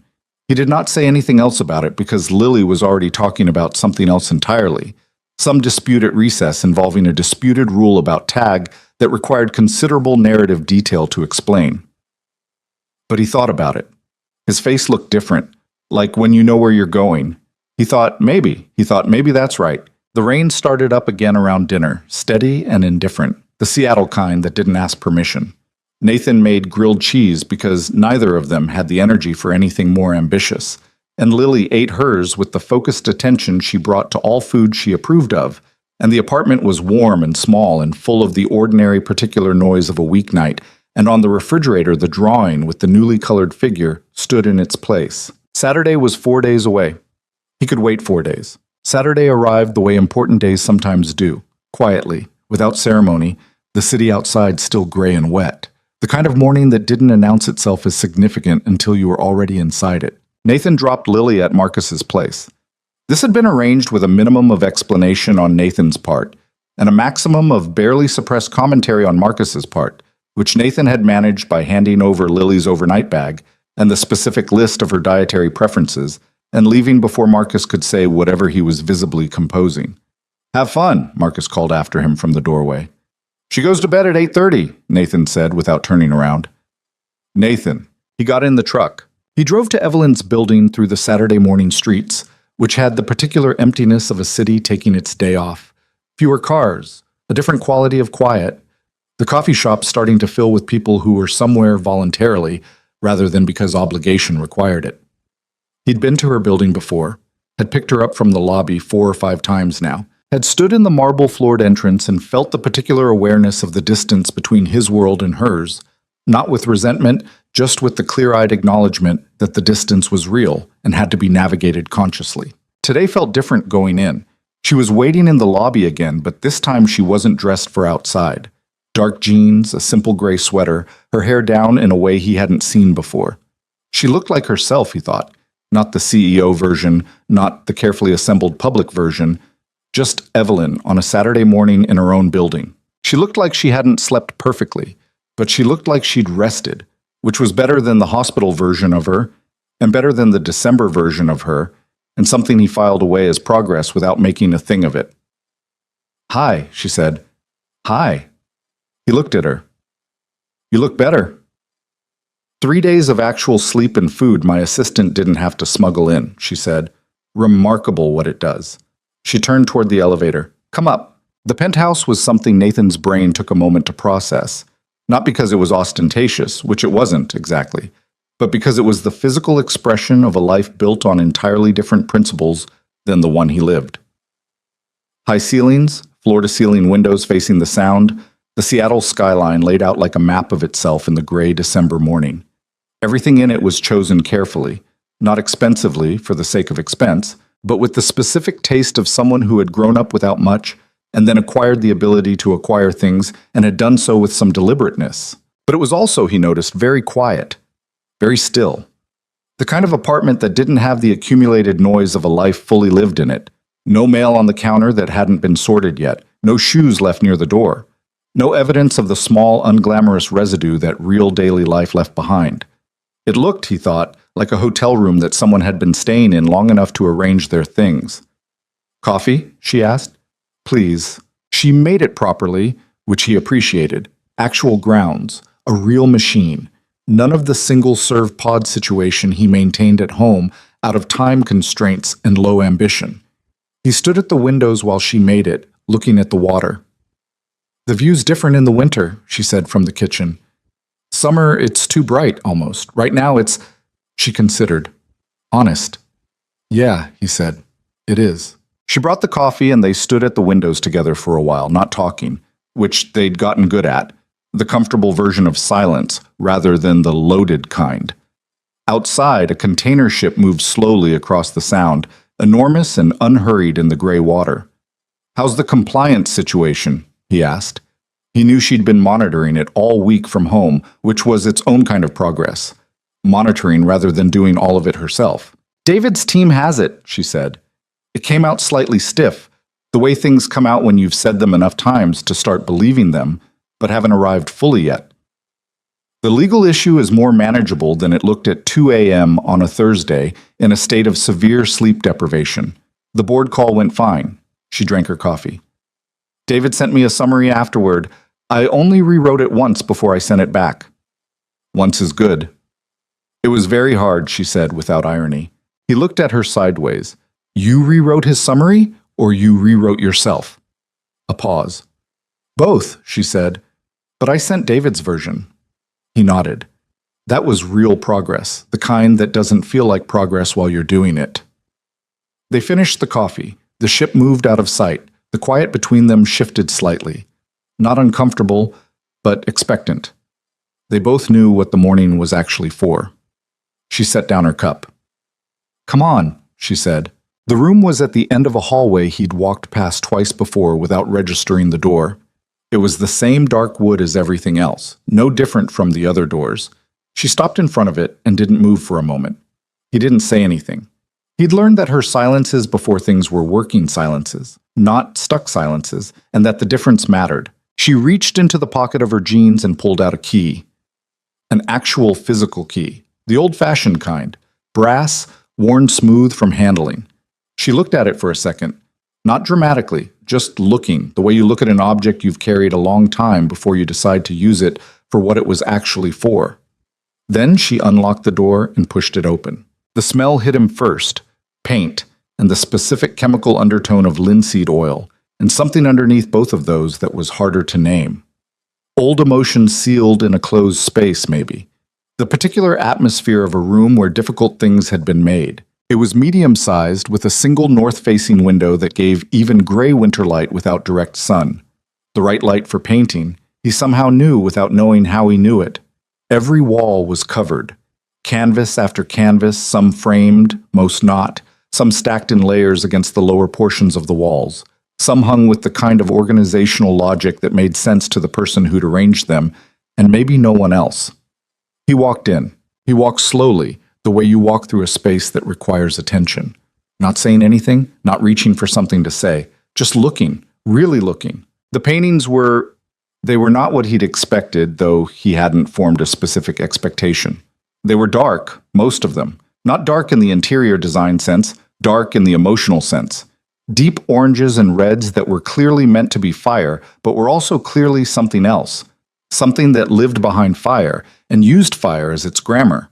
Blacks that weren't flat but layered, textured, that you had to look at for a moment before you saw the forms inside them. And then, not in every painting, but scattered through them like a pattern you noticed gradually. Lighter sections. Not hopeful, exactly. Not cheerful, but surviving. The kind of light that exists because the darkness defines it. He moved through the room slowly. Some of the paintings were clearly from earlier, rougher, less resolved, the marks of someone who was using the medium because they needed to and not because they'd mastered it. Some were recent, he could tell somehow, with a technical confidence that the earlier ones didn't have, but a rawness that hadn't gone away. One painting stopped him completely. It was large, largest in the room, and it depicted something he couldn't immediately name. A figure, but abstracted almost beyond recognition, with the suggestion of reaching arms and a posture that was both falling and rising at the same time. Around the figure, the fire colors. Underneath the figure, something darker. And above, this was the part that stopped him. Above the figure, the sky, rendered in a particular blue-gray that was unmistakably the color of the Seattle sky on exactly the kind of morning happening outside the window right now. He stared at it for a while. "This one," he said.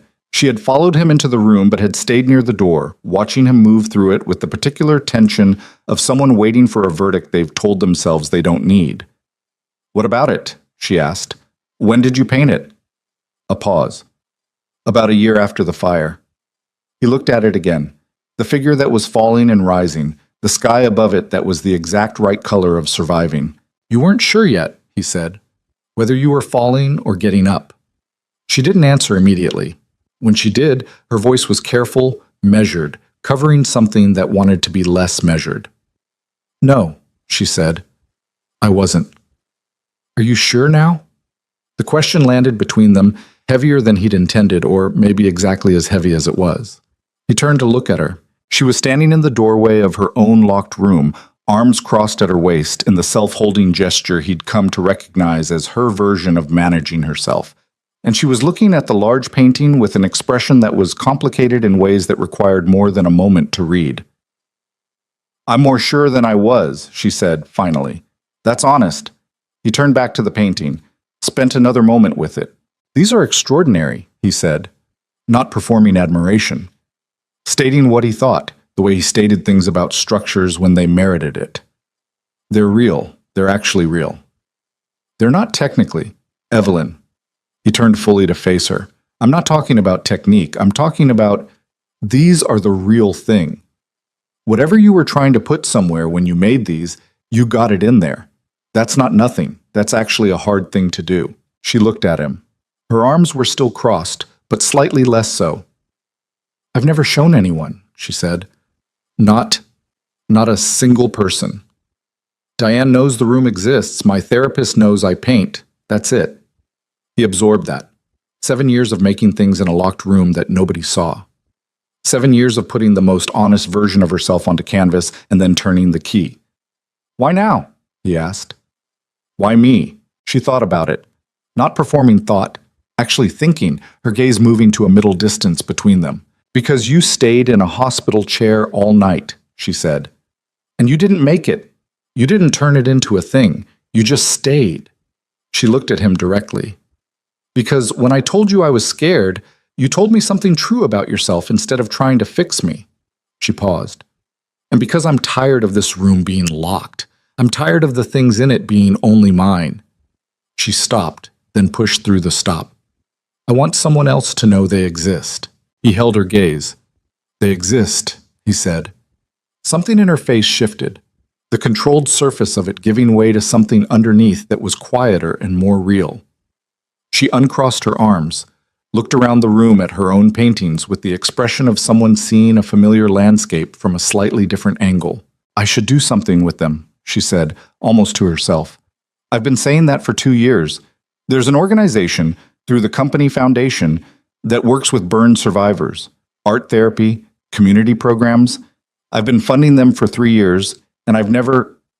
She stopped. I've never offered them anything from me, personally, only the money. What would you offer them? Some of these, she gestured at the walls. Or, I don't know, a show maybe. Something that said, she struggled for it. Something that said someone else got through it, made something from it. She shook her head. It sounds like the right thing, he said. It's terrifying. Yeah, he said. Most right things are. She looked at him. That small, startled smile arrived, the first one he'd seen that day. You do that a lot. Say the true thing instead of the reassuring thing. Is that bad? No, she said. She thought about it. It's why I trust you.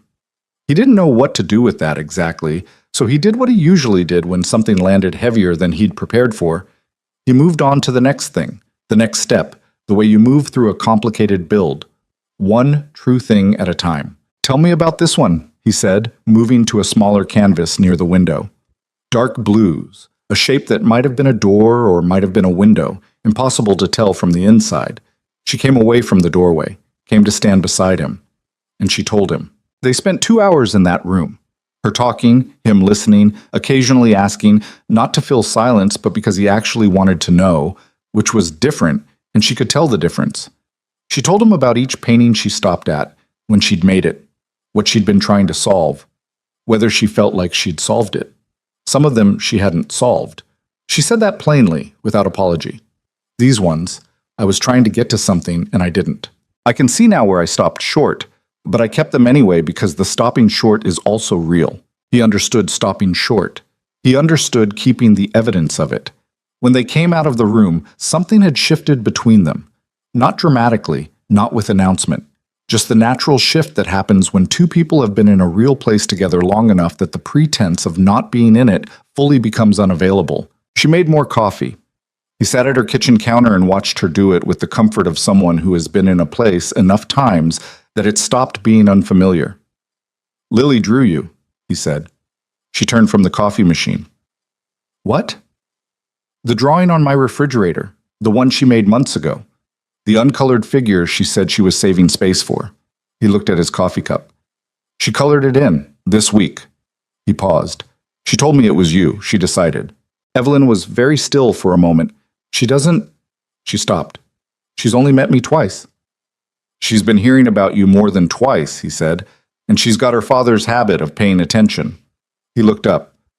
She told me my face looked different, like when I know where I'm going. The kitchen was quiet. Evelyn set down the coffee cup she was holding and turned to face him fully, leaning back against the counter. She looked at him with the unguarded directness that he'd first seen in the hospital room at 2 a.m, and that she hadn't fully locked away again since. Do you? She asked. Know where you're going? He looked at her. More than I did in September, he said honestly. That's not a yes. No, he agreed. It's not. He thought about it, the way he thought about structural problems. not rushing to the answer, trusting that the honest answer was worth taking the time to find. I know that what I was doing before, the very small life, just the job and Lily and the function of it, I know I don't want to go back to that. I know that. He met her eyes. And I know that when you texted me after the hospital that you delegated 3 things at 6 a.m., I thought, that's someone working to come toward me, and I wanted to work toward them back. Oops. What? She looked at him for a long moment. I'm not... She started, stopped, started again. I'm not going to be easy. I'm better than I was 2 months ago, and I'm going to keep getting better, but I'm not. The work thing, the control thing, the way I go quiet when I should talk, those don't resolve overnight. I know they don't. I know that too, he said. And you've got Lily, and the job, and your life is... She paused. Your life is already full of real things. I don't want to be something that... You're not something, he said, quietly but specifically, the way you say things you mean. You're Evelyn. He paused. And Lily already colored you in. So... She looked at him. Then she laughed. The real, full, unmanaged version. The one that arrived before she'd authorized it. And he thought, there it is. There's the one I want to keep hearing. That's not, she said, still half laughing. You can't use a 6-year-old's drawing as a relationship argument. I'm not arguing, he said. I'm just reporting.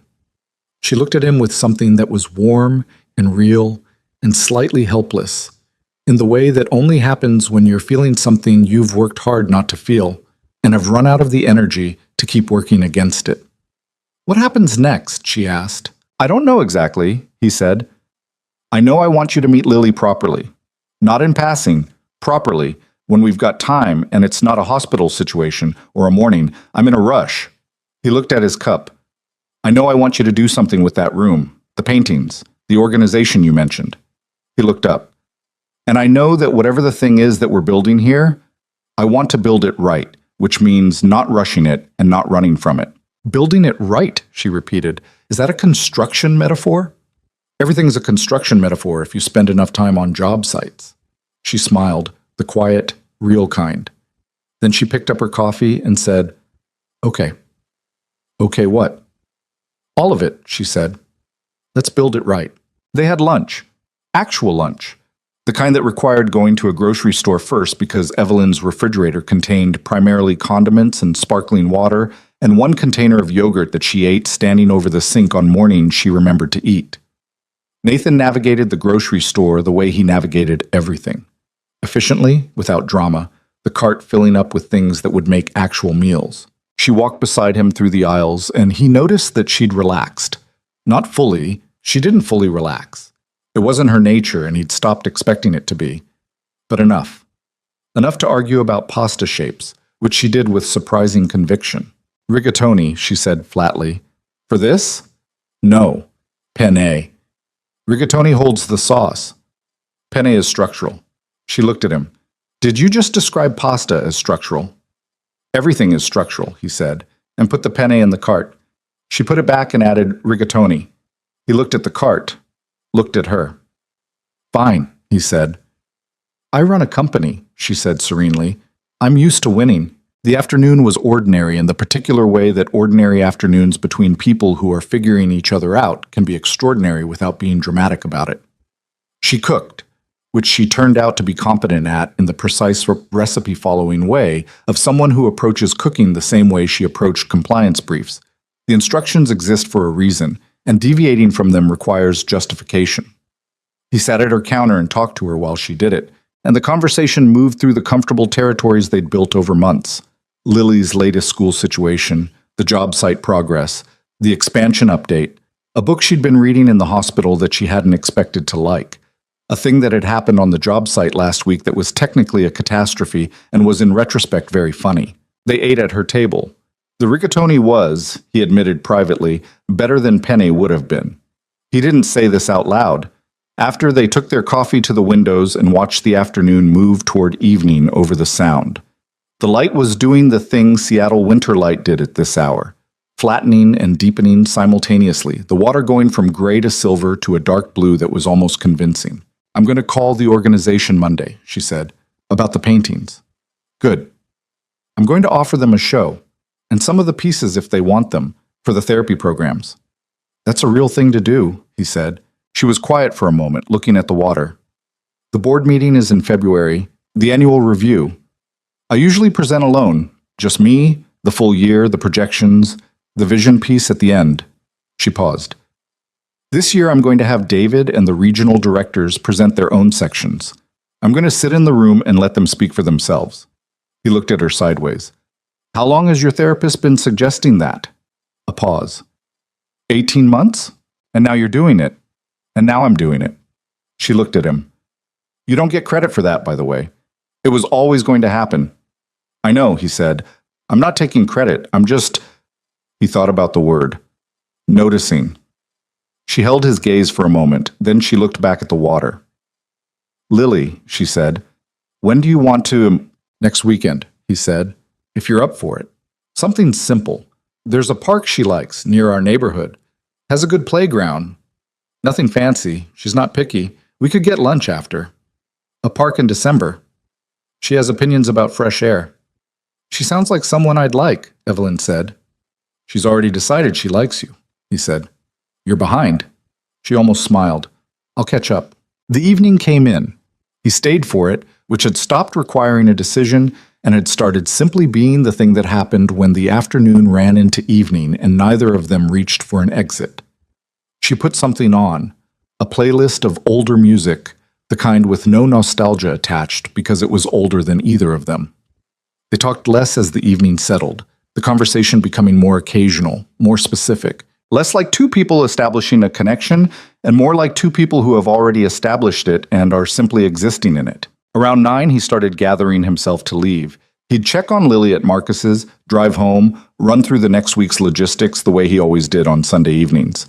Real life, his real life, running its schedule. She walked him to the elevator. In the hallway, before he pressed the button, she turned to him. Nathan, she said. He looked at her. She put her hand on his arm, not on the scars.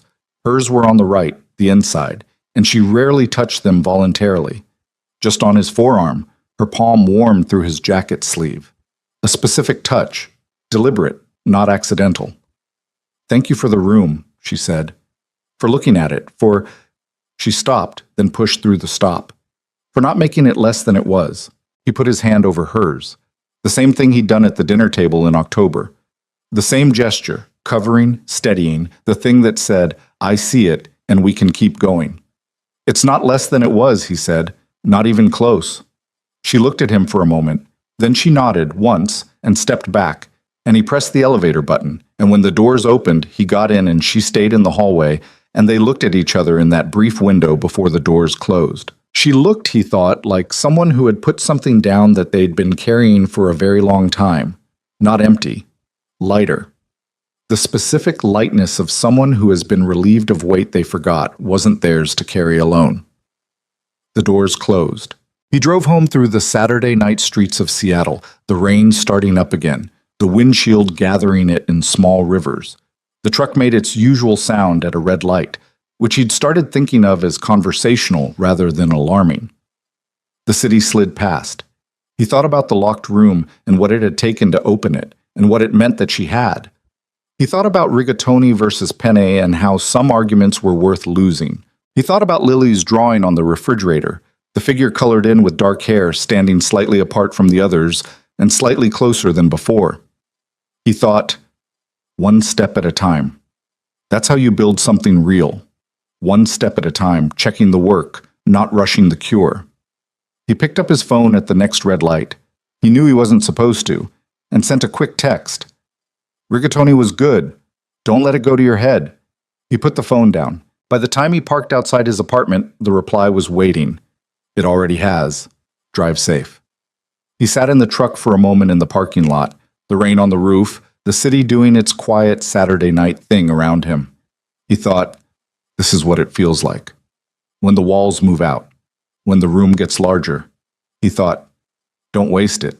He got out of the truck and went inside, and the apartment was small and warm and had too much of Lily in it to feel empty.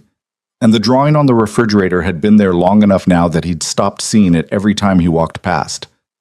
But he saw it tonight. He stood in front of it for a moment, looking at the four figures: Nathan, Lily, Gerald, and the one with dark hair that Lily had decided was Evelyn, standing at the edge of the frame in the space she'd been saving. He thought, she looks like she belongs there. He went to bed. Outside, the rain came down steady and clean, the way it always did, washing the streets into mirrors. The city reflected back at itself, bright and complicated and ongoing, full of locked rooms and open windows and the slow, unannounced business of two people deciding, without quite saying so yet, that they were not going to be alone anymore. The park Lily liked was called Meridian, which was a grand name for a fairly modest stretch of green space in their neighborhood. 2 basketball courts, a playground with a climbing structure that had seen better decades, a path that looped around a small pond where ducks lived with the entrenched confidence of longtime residents who knew the humans would feed them eventually.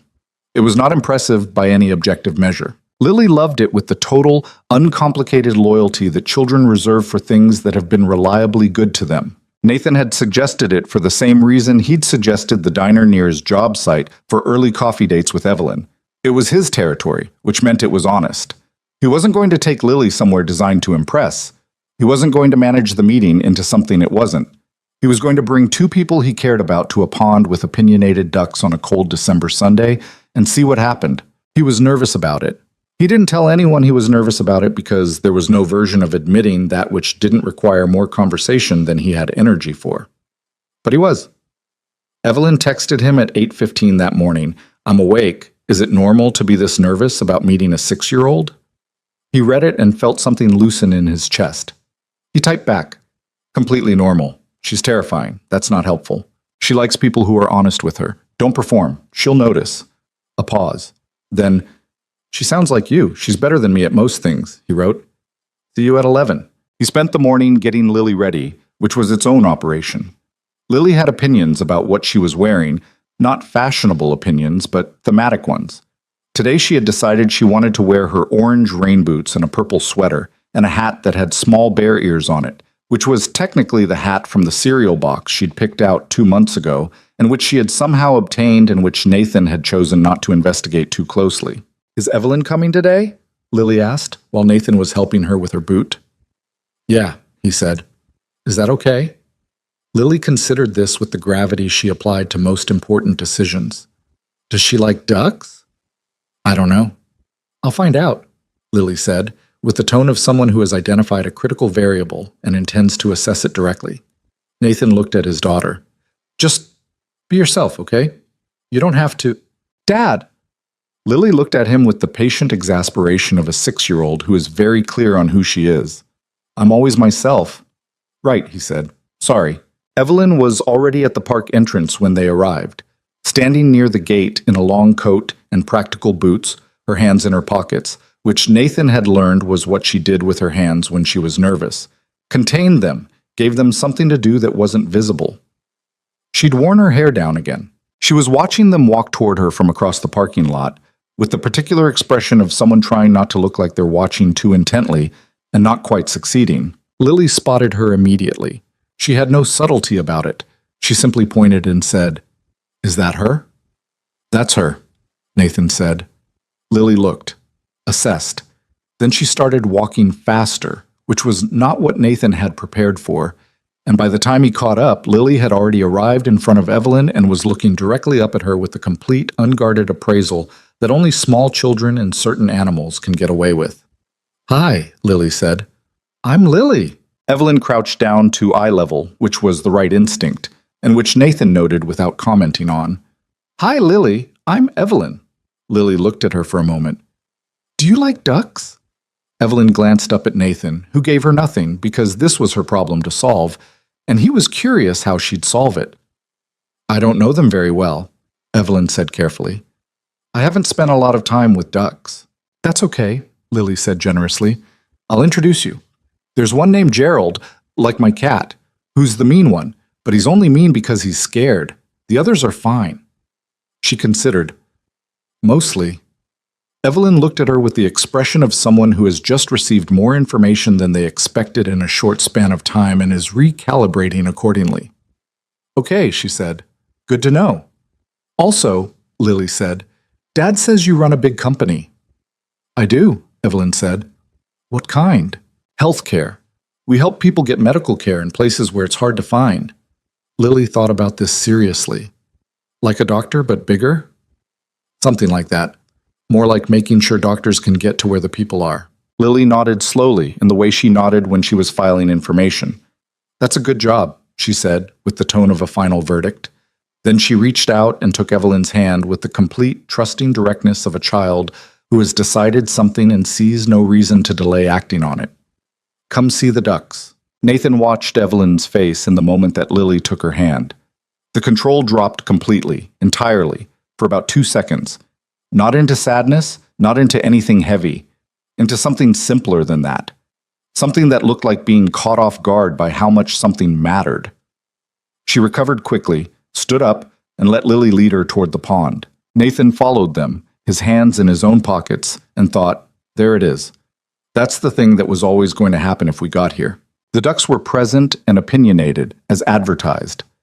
Gerald, the one Lily had named after her cat, a large and apparently politically minded mallard who occupied the prime bread-receiving position near the bank with the air of someone who had established territorial claims and intended to defend them, assessed Evelyn with the frank disregard of a creature that owes humans nothing and knows it. He doesn't like me, Evelyn said. He doesn't like anyone at first, Lily said, with the authority of someone who has been studying this duck for months. You have to let him decide. She reached into her coat pocket and produced a small bag of torn bread, which she apparently carried as standard equipment on park visits. Here, hold your hand flat. Evelyn looked at the bread, looked at the duck. Is he going to... Just flat, Lily said patiently. Evelyn held her hand flat.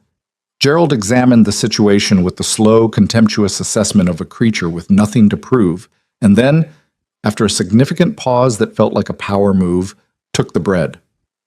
See? Lily said, satisfied. He just decided I was worth talking to because I had food, Evelyn said. He decided you were worth trusting, Lily corrected. He knows about the food. He's deciding about you. Nathan, standing a few feet back, looked at his daughter, who was 6 years old and apparently also a philosopher. Evelyn looked at Lily with an expression that Nathan recognized. It was the same one he'd first seen across the table at Ember on 5th, the startled one, the one that arrived when something got past her defenses before she'd had the chance to put them up. She got that expression sometimes when the world did something realer than she'd been prepared for. You're right, Evelyn said. I take that back. Lily nodded, satisfied, and moved down the bank to address a different cluster of ducks. Evelyn drifted back to stand beside Nathan. They watched Lily hold court with the ducks in her orange boots and bear ear hat, completely in her element, explaining things to the ducks in the patient-specific way she explained things to people when she thought they needed information. She's extraordinary, Evelyn said quietly. Yeah, he said. She is. She's also 7 years ahead of where I was at her age, emotionally. She has her moments, he said. She also cried for 20 minutes last week because her toast broke. Evelyn looked at him. She's a full person, he said. She just happens to have a very good day today. Evelyn smiled, looked back at Lily. How do you... She paused, looking for the question underneath the question. How do you do it? Raise a whole person while being a whole person yourself. Because I can't even maintain... I had one plant in my office, and it died in September, and I didn't notice for 3 weeks. I don't always do it well, he said honestly. I do it continuously. That's different. He watched Lily negotiate something with Gerald that appeared to involve territorial rights to a particular section of bank. The plant thing. That's the wrong frame. You're not bad at care, you're just used to directing all of it outward. At the company, at the work, at everything that needs you professionally. He paused. The plant died because you never had someone say, hey, also this thing needs you. Also, this small alive thing is your responsibility. She was quiet for a moment. And Lily is saying that. Lily took your hand, he said. She doesn't do that with everyone. They stayed at the park for nearly 2 hours, which was longer than Nathan had planned and shorter than Lily wanted. At some point, Lily had migrated from the ducks to the climbing structure, and Evelyn had followed her, and he'd watched from a bench as his daughter walked Evelyn through the specific protocol of the climbing wall. There was a particular route Lily favored, a sequence of handholds she'd named individually, which she explained to Evelyn with the comprehensive detail of a guide who takes their job seriously. Evelyn climbed it. She was not graceful about it, and she said so, and Lily found this genuinely funny rather than concerning, which was the right response to an adult who was willing to be bad at something in front of a child.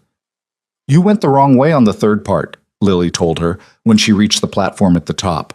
"I know," Evelyn said, slightly breathless. "I saw it too late." "You can go again if you want." "Give me a minute," Evelyn said.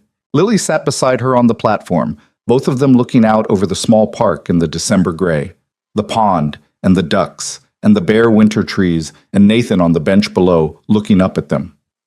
"Do you love my dad?" Lily asked. Nathan, on the bench, was too far to hear it.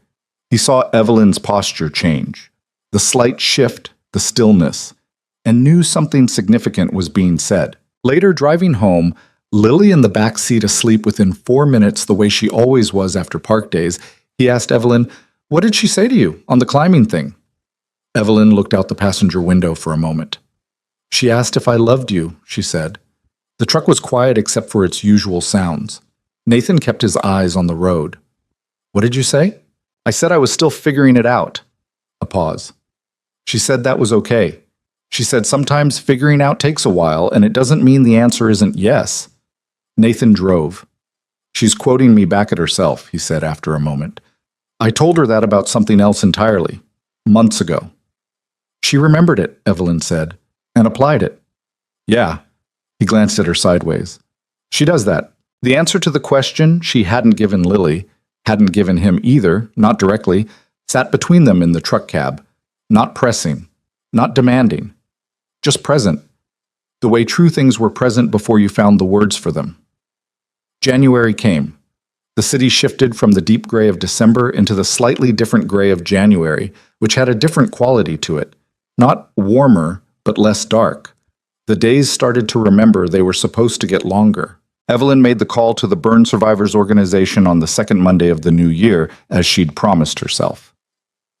The conversation with their program director lasted 45 minutes, which was 30 minutes longer than Evelyn had prepared for, and ended with an invitation for Evelyn to come in and meet the staff and potentially discuss not just a painting show, but a mentorship component. Evelyn talking to survivors, specifically adult survivors who were navigating professional and public life with visible scarring. She told Nathan about it over the phone that evening. He was in his parking lot, not ready to go inside yet, sitting in the truck. "I said yes," she said, "to all of it." "Good," he said. "I'm terrified." "I know. I keep thinking about—" She stopped. "In the locked room, some of those paintings, the ones from the first year. When I didn't know what I was doing, technically, and just put the thing in there raw. I keep thinking, those are the ones they'll respond to. Not the resolved ones, the incomplete ones." "That makes sense," he said. "It's uncomfortable. Showing people the unresolved version usually is." A pause on the line. "Nathan." "Yeah, thank you for making me show you the room," she said. "I know I technically made myself show you, but you—" She stopped. "You made it possible.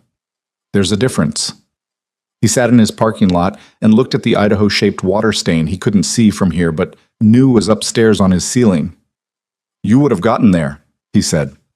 "Maybe," she said, "but not yet." February brought the board meeting, which Evelyn had spent 6 weeks quietly, methodically restructuring. She sent Nathan the agenda 3 days before. Not for approval, just because she wanted someone who knew what it had cost her to see what she was doing. He read it on his lunch break, the revised format visible even in the agenda structure. David's section, the regional directors' sections, Evelyn's vision piece at the end rather than the beginning. She was letting her team carry the weight they'd been built to carry. He texted her. "This is a real thing you did." She wrote back, "Don't make me think about it too hard before Thursday. Fair. How's the espresso machine holding up?" "Adequately," she wrote. Then, "I missed the cafeteria version. Terrible, but honest." He smiled at his phone on a February lunch break and ate the rest of his sandwich. The board meeting went, by all reports that reached Nathan through Evelyn's subsequent account of it, not perfectly but well. David had presented strongly. Two regional directors had handled questions that would previously have been routed to Evelyn automatically. Evelyn's vision piece at the end, which she'd written and rewritten 4 times before settling on a version that was shorter and more direct than any of the previous iterations, had landed the way things land when they're true, quietly, without needing to perform. The board chair said it was the best annual review in 3 years, she told him. And, he said, and I almost told him it was because I did less of it myself. She paused. I didn't say that. What did you say? I said I had a very good team. Which is true. Which is true, she agreed. And it only cost me approximately 45 minutes of sitting on my hands while David spoke, instead of interrupting. 45 minutes of sitting on your hands, he said. That's actually enormous. I know, she said. I timed it. March was when Evelyn's painting show opened. It was held at the Foundation's community center, not a gallery, which had been an option, and which Evelyn had declined because a gallery felt like art, and she wanted it to feel like something else, something less curated, more real. 18 paintings from the locked room, arranged in a space that had been a multipurpose room the week before and would be a multipurpose room the week after. Folding chairs, a small podium, coffee that was better than cafeteria quality and worse than what Evelyn made at home, which felt appropriate. Nathan arrived early with Lily, who was wearing the orange boots again and the bear ear hat, and who had been told this was an important night and had taken that information seriously enough to add a sparkly barrette to the ensemble. Evelyn was already there talking to the program director when they came in. Nathan watched her from across the room. She was in a gray dress, her hair up, and she was animated in the way she got when something mattered to her that she hadn't learned to protect yet. The unmanaged version, the real one, the one that showed up in the locked room and at the pond with the ducks and in the hospital bed at 2 a.m. She saw them and something in her face did the thing it had started doing over the past few months. Opened rather than closed. Moved toward rather than away. Lily was already moving toward her. The room filled gradually. Survivors from the Foundation's program, staff, a few board members, a reporter from a local publication who had heard about the show through a press release Evelyn had approved with significantly less agonizing than Nathan had expected. There were 40 or 50 people in a room designed for more, which gave it the warm, slightly crowded quality of an event that belonged to the people in it. Nathan stood near the back with his coffee and watched people look at the paintings. He watched them stop at the large one, the figure that was falling and rising, the Seattle sky above it, and stand there longer than they stood at the others. He watched a woman in her 30s with visible scarring on her hands and forearms stand in front of it for a very long time, not moving, and then turn to her companion and say something he couldn't hear. He watched Lily walk very seriously from painting to painting, looking at each one the way she looked at things that interested her, fully, without hurry. He thought about the locked room in November, the smell of it, the way Evelyn had stood in the doorway with her arms crossed. He thought, look what was behind the door. Evelyn spoke from the small podium around 7:30. She had notes, but she didn't look at them much. She'd told Nathan she'd written them mostly to have them, because having a script made it easier to decide not to use one. She talked about the fire.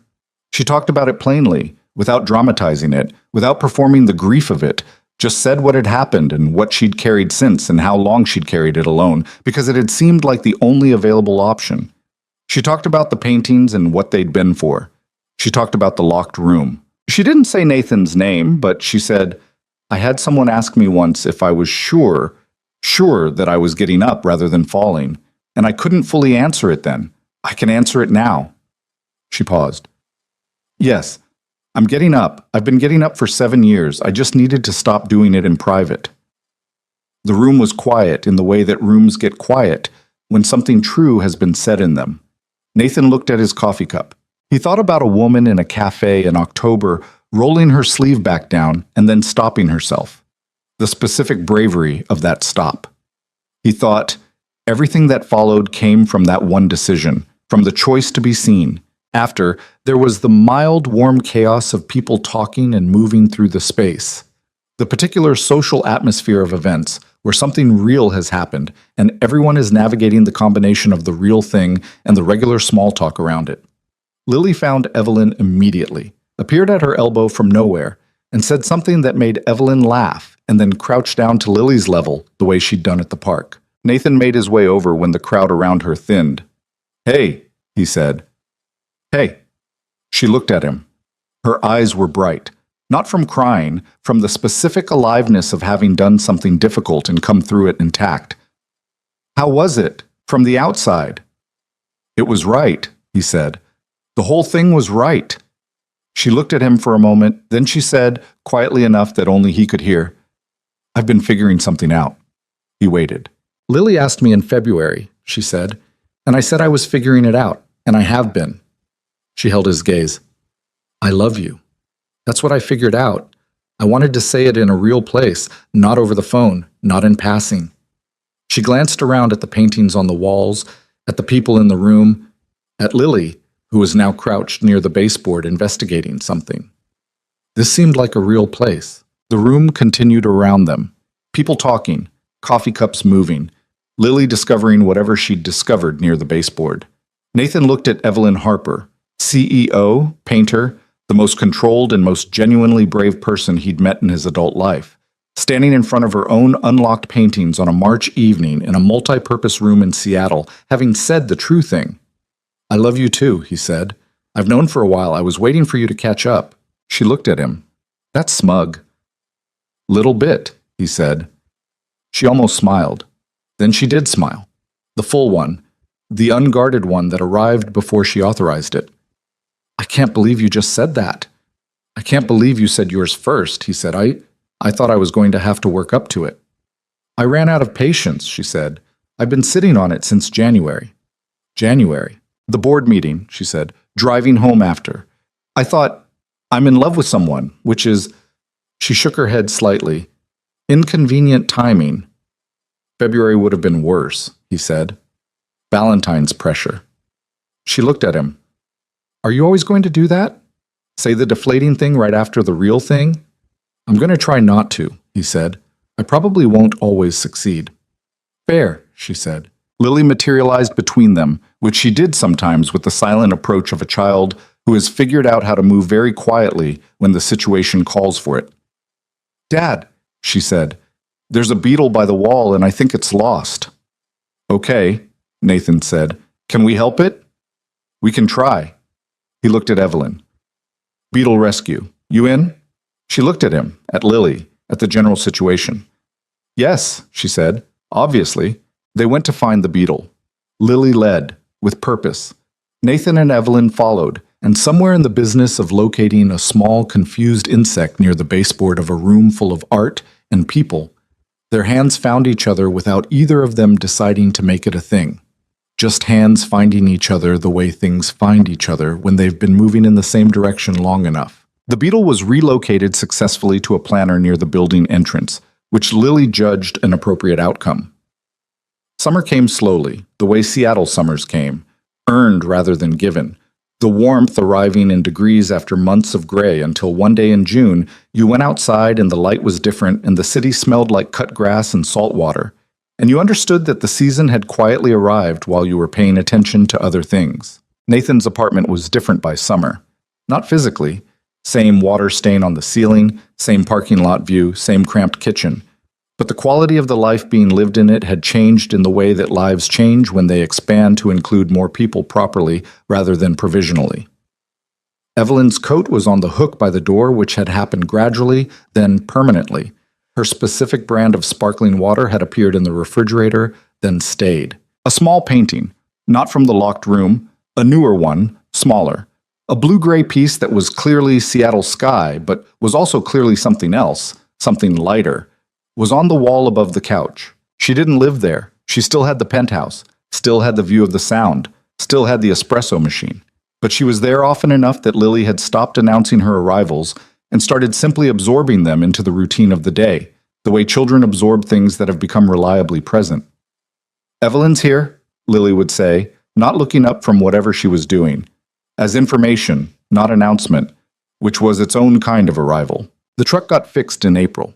Nathan had finally taken it in, which Evelyn had advocated for with the persistent, evidence-based approach she brought to most problems she felt deserved solving. The exhaust issue turned out to be solvable for less than he'd feared. The truck ran quietly now, which felt strange for about a week, and then became the new normal. He was promoted to crew lead in May.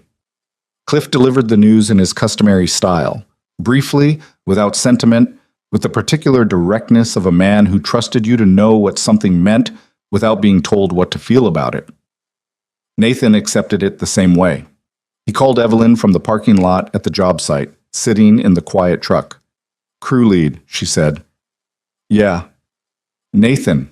The way she said his name, the specific weight of it. "That's real." "It's more hours," he said. "I'm still working out how—" "We'll work it out," she said, not managing it, not solving it preemptively, just "we'll work it out," the "we" doing the work of the sentence.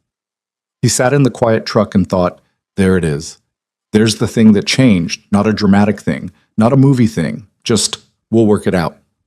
The small, real architecture of two people who have decided to face the same direction.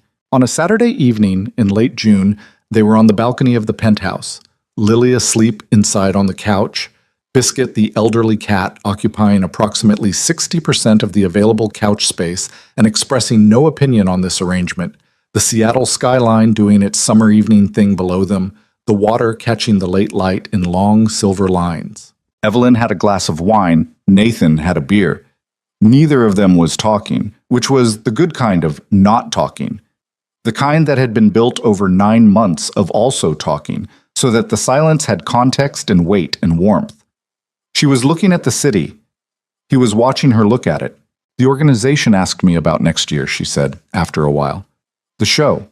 They want to do it again, bigger, and they want me to help develop the mentorship curriculum more formally, not just occasional appearances, a real program structure." "What did you say?" "I said I'd think about it." She traced the rim of her glass. "I don't have to think about it. I said yes the moment they asked. I just needed to practice the part where I don't make every decision in under 4 seconds. A pause. "My therapist calls it tolerating the process." "How's that going?" "The practice or the therapy?" "Both. The therapy is good," she said. "The practice is hard." She glanced at him. "I rewrote David's Q2 summary draft twice before I sent it back with only one suggested revision." "Progress," he said. "I'm choosing to believe that," she said. She looked back at the skyline. "The expansion launched. Both markets. The compliance issues are resolved. The communities we designed it for are actually, they're using it. The clinics are seeing patients." She said it quietly, without the triumphant CEO register. Just, "The thing we built is doing what it was built to do. My parents would have—" She stopped. He waited. "My mother was a nurse," she said, "before I was born. Before she stopped to raise me. I didn't know until I was in college, and I found her old uniform in a box." She looked at the water. "She never talked about it. I used to wonder why she stopped, whether she missed it." She turned the glass. "I think she would have liked what the company does. The rural access piece especially. I think she would have—" She stopped again. "I think she would have said something practical and slightly embarrassing in public, the way she always did. And I would have been annoyed in the moment, and I would have thought about it for years afterward." "Sounds about right," he said. She looked at him sideways. "You didn't know her." "No, but you described her the way people describe someone who embarrassed them into becoming who they are." He held her gaze. "That's a specific kind of person." She looked at him for a moment. "Yes," she said. "That's exactly what she was." They were quiet together. Below them, the city breathed its summer breath, the bars and restaurants beginning to light up, the water holding the last of the evening light, with the particular patience of things that have held light many times before. "I used to look at this view and think about how far I'd come," Evelyn said, "from where I was after the fire, from the person who didn't know if getting up was possible." She paused. "Now I look at it and think about where I'm going. That's—" She shook her head slightly. "That's different. That's a real difference." "Yeah," he said. "It is." She turned to him fully, the way she turned to things she was deciding to face directly. "I'm happy," she said. It came out slightly uncertain, not because she doubted it, but because she was still learning the texture of it, still learning what it felt like in her mouth, in her chest, this particular state that she'd been managing around for years without ever quite landing in. "I don't say that to—" "I'm not trying to make it a thing. I just want to say it to someone who knows what it cost. Because it costs something, and I want—" She stopped. I want someone to know the cost and the thing at the same time. He looked at her in the last of the summer evening light, at the person who had rolled a sleeve back down and then stopped herself in a cafe in October and changed the direction of both of their lives with that one decision. At the CEO and the painter and the woman who'd climbed a children's climbing wall badly and named ducks and sat in hospital rooms and opened locked doors and said true things in front of rooms full of people who needed to hear them. I know, he said. Both things. She nodded, looked back at the city. Inside, Biscuit made a sound that was probably a complaint about something. Lily stirred on the couch, resettled, went back under. The ordinary sounds of a life being lived by people who were in it together. Nathan looked at the city below them, at the water going dark now as the light finally left it, at the lights coming on in windows all across Seattle, each one its own particular world, its own specific accumulation of ordinary and difficult and ordinary again.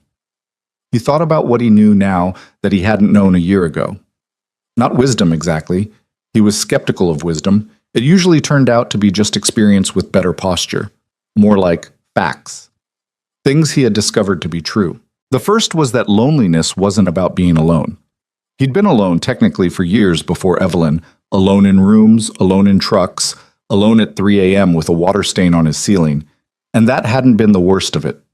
The worst of it was the contraction, the way the walls of your life moved inward over time when you stopped expecting them to hold anything but the minimum, when you stopped leaving space for things that weren't necessary, when necessary became the ceiling. The second was that strength that looks strong from the outside and is something else from the inside is one of the loneliest things a person can carry.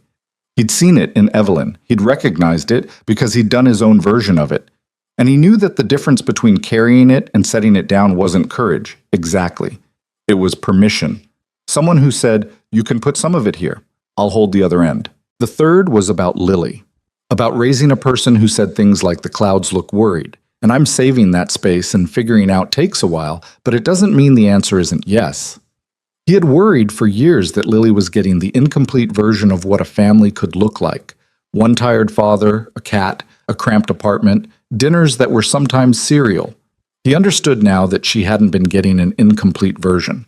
She'd been getting an honest version. And honest, it turned out, was better preparation for the world than perfect would have been. She'd been watching the whole time, filing it away, applying it.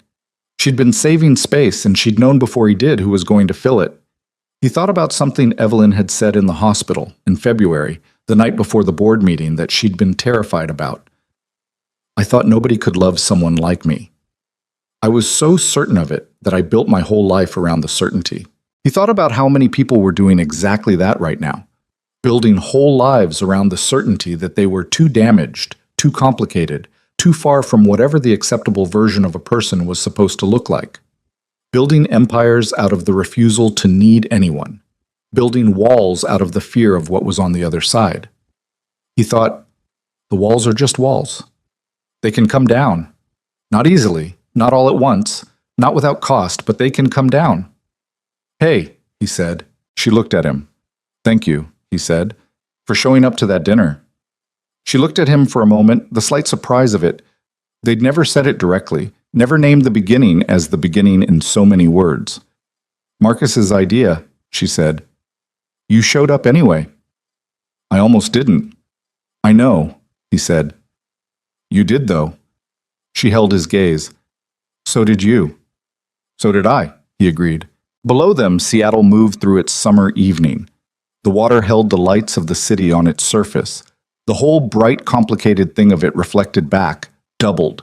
The real city and its mirror image, both incomplete, both ongoing, both needing the dark water to show them what they looked like from the outside.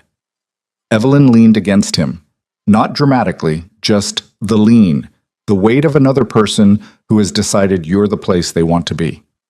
He put his arm around her. Inside, Lily slept on the couch with Biscuit, who was old and deaf and had outlasted more things than any of them, and apparently intended to keep doing so.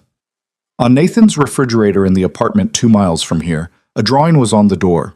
4 figures, all of them colored in, all of them exactly the right size for the space they occupied. On the wall of a community center in Renton, 18 paintings hung in a multi-purpose room that had been transformed for a week and would become ordinary again, except for the people who had stood in front of those paintings and recognized something in them and carried that recognition home. In 2 healthcare markets in rural Washington, clinics that hadn't existed a year ago were seeing patients. On a job site in Bellevue, a crew would show up Monday morning to a project that was, by Nathan's assessment, about 60% done and structurally sound. The kind of thing that, if you built it right and took the time to let it cure, would hold the weight it was designed to hold. None of it was perfect. That was the whole point. Perfection was a way of never finishing anything, never committing to anything, never being truly inside anything because you were always surveying it from outside, looking for the flaw that would justify your distance. Real things were uneven. Real things had bad exhaust pipes and water stains and rigatoni arguments and beetles that needed rescuing, and 6-year-olds who cried about broken toast and CEOs who timed how long they sat on their hands.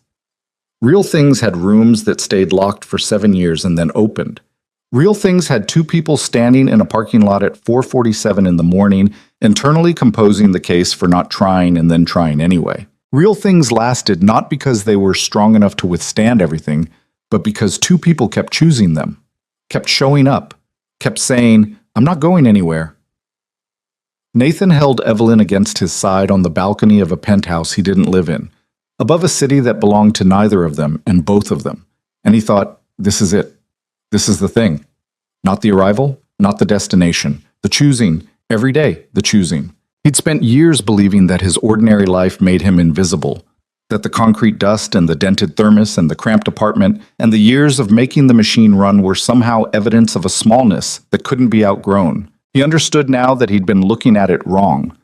The ordinary life wasn't a limitation. It was the foundation. You couldn't build anything real on air. You built it on the actual ground of a person, their daily shape, their real habits, the way they drank their coffee and talked to their kid and showed up to things even when they didn't feel like it. He'd been building the foundation for years. He'd just been building it alone. The city lights shimmered on the water below. Evelyn traced the scars on her forearm absently, the way she sometimes did when she wasn't thinking about it. Not with shame, not with grief, just, these are here. They're mine. They're part of the map of me. She didn't cover them. She hadn't covered them in months. "It's a good city," she said quietly. "Yeah," he said.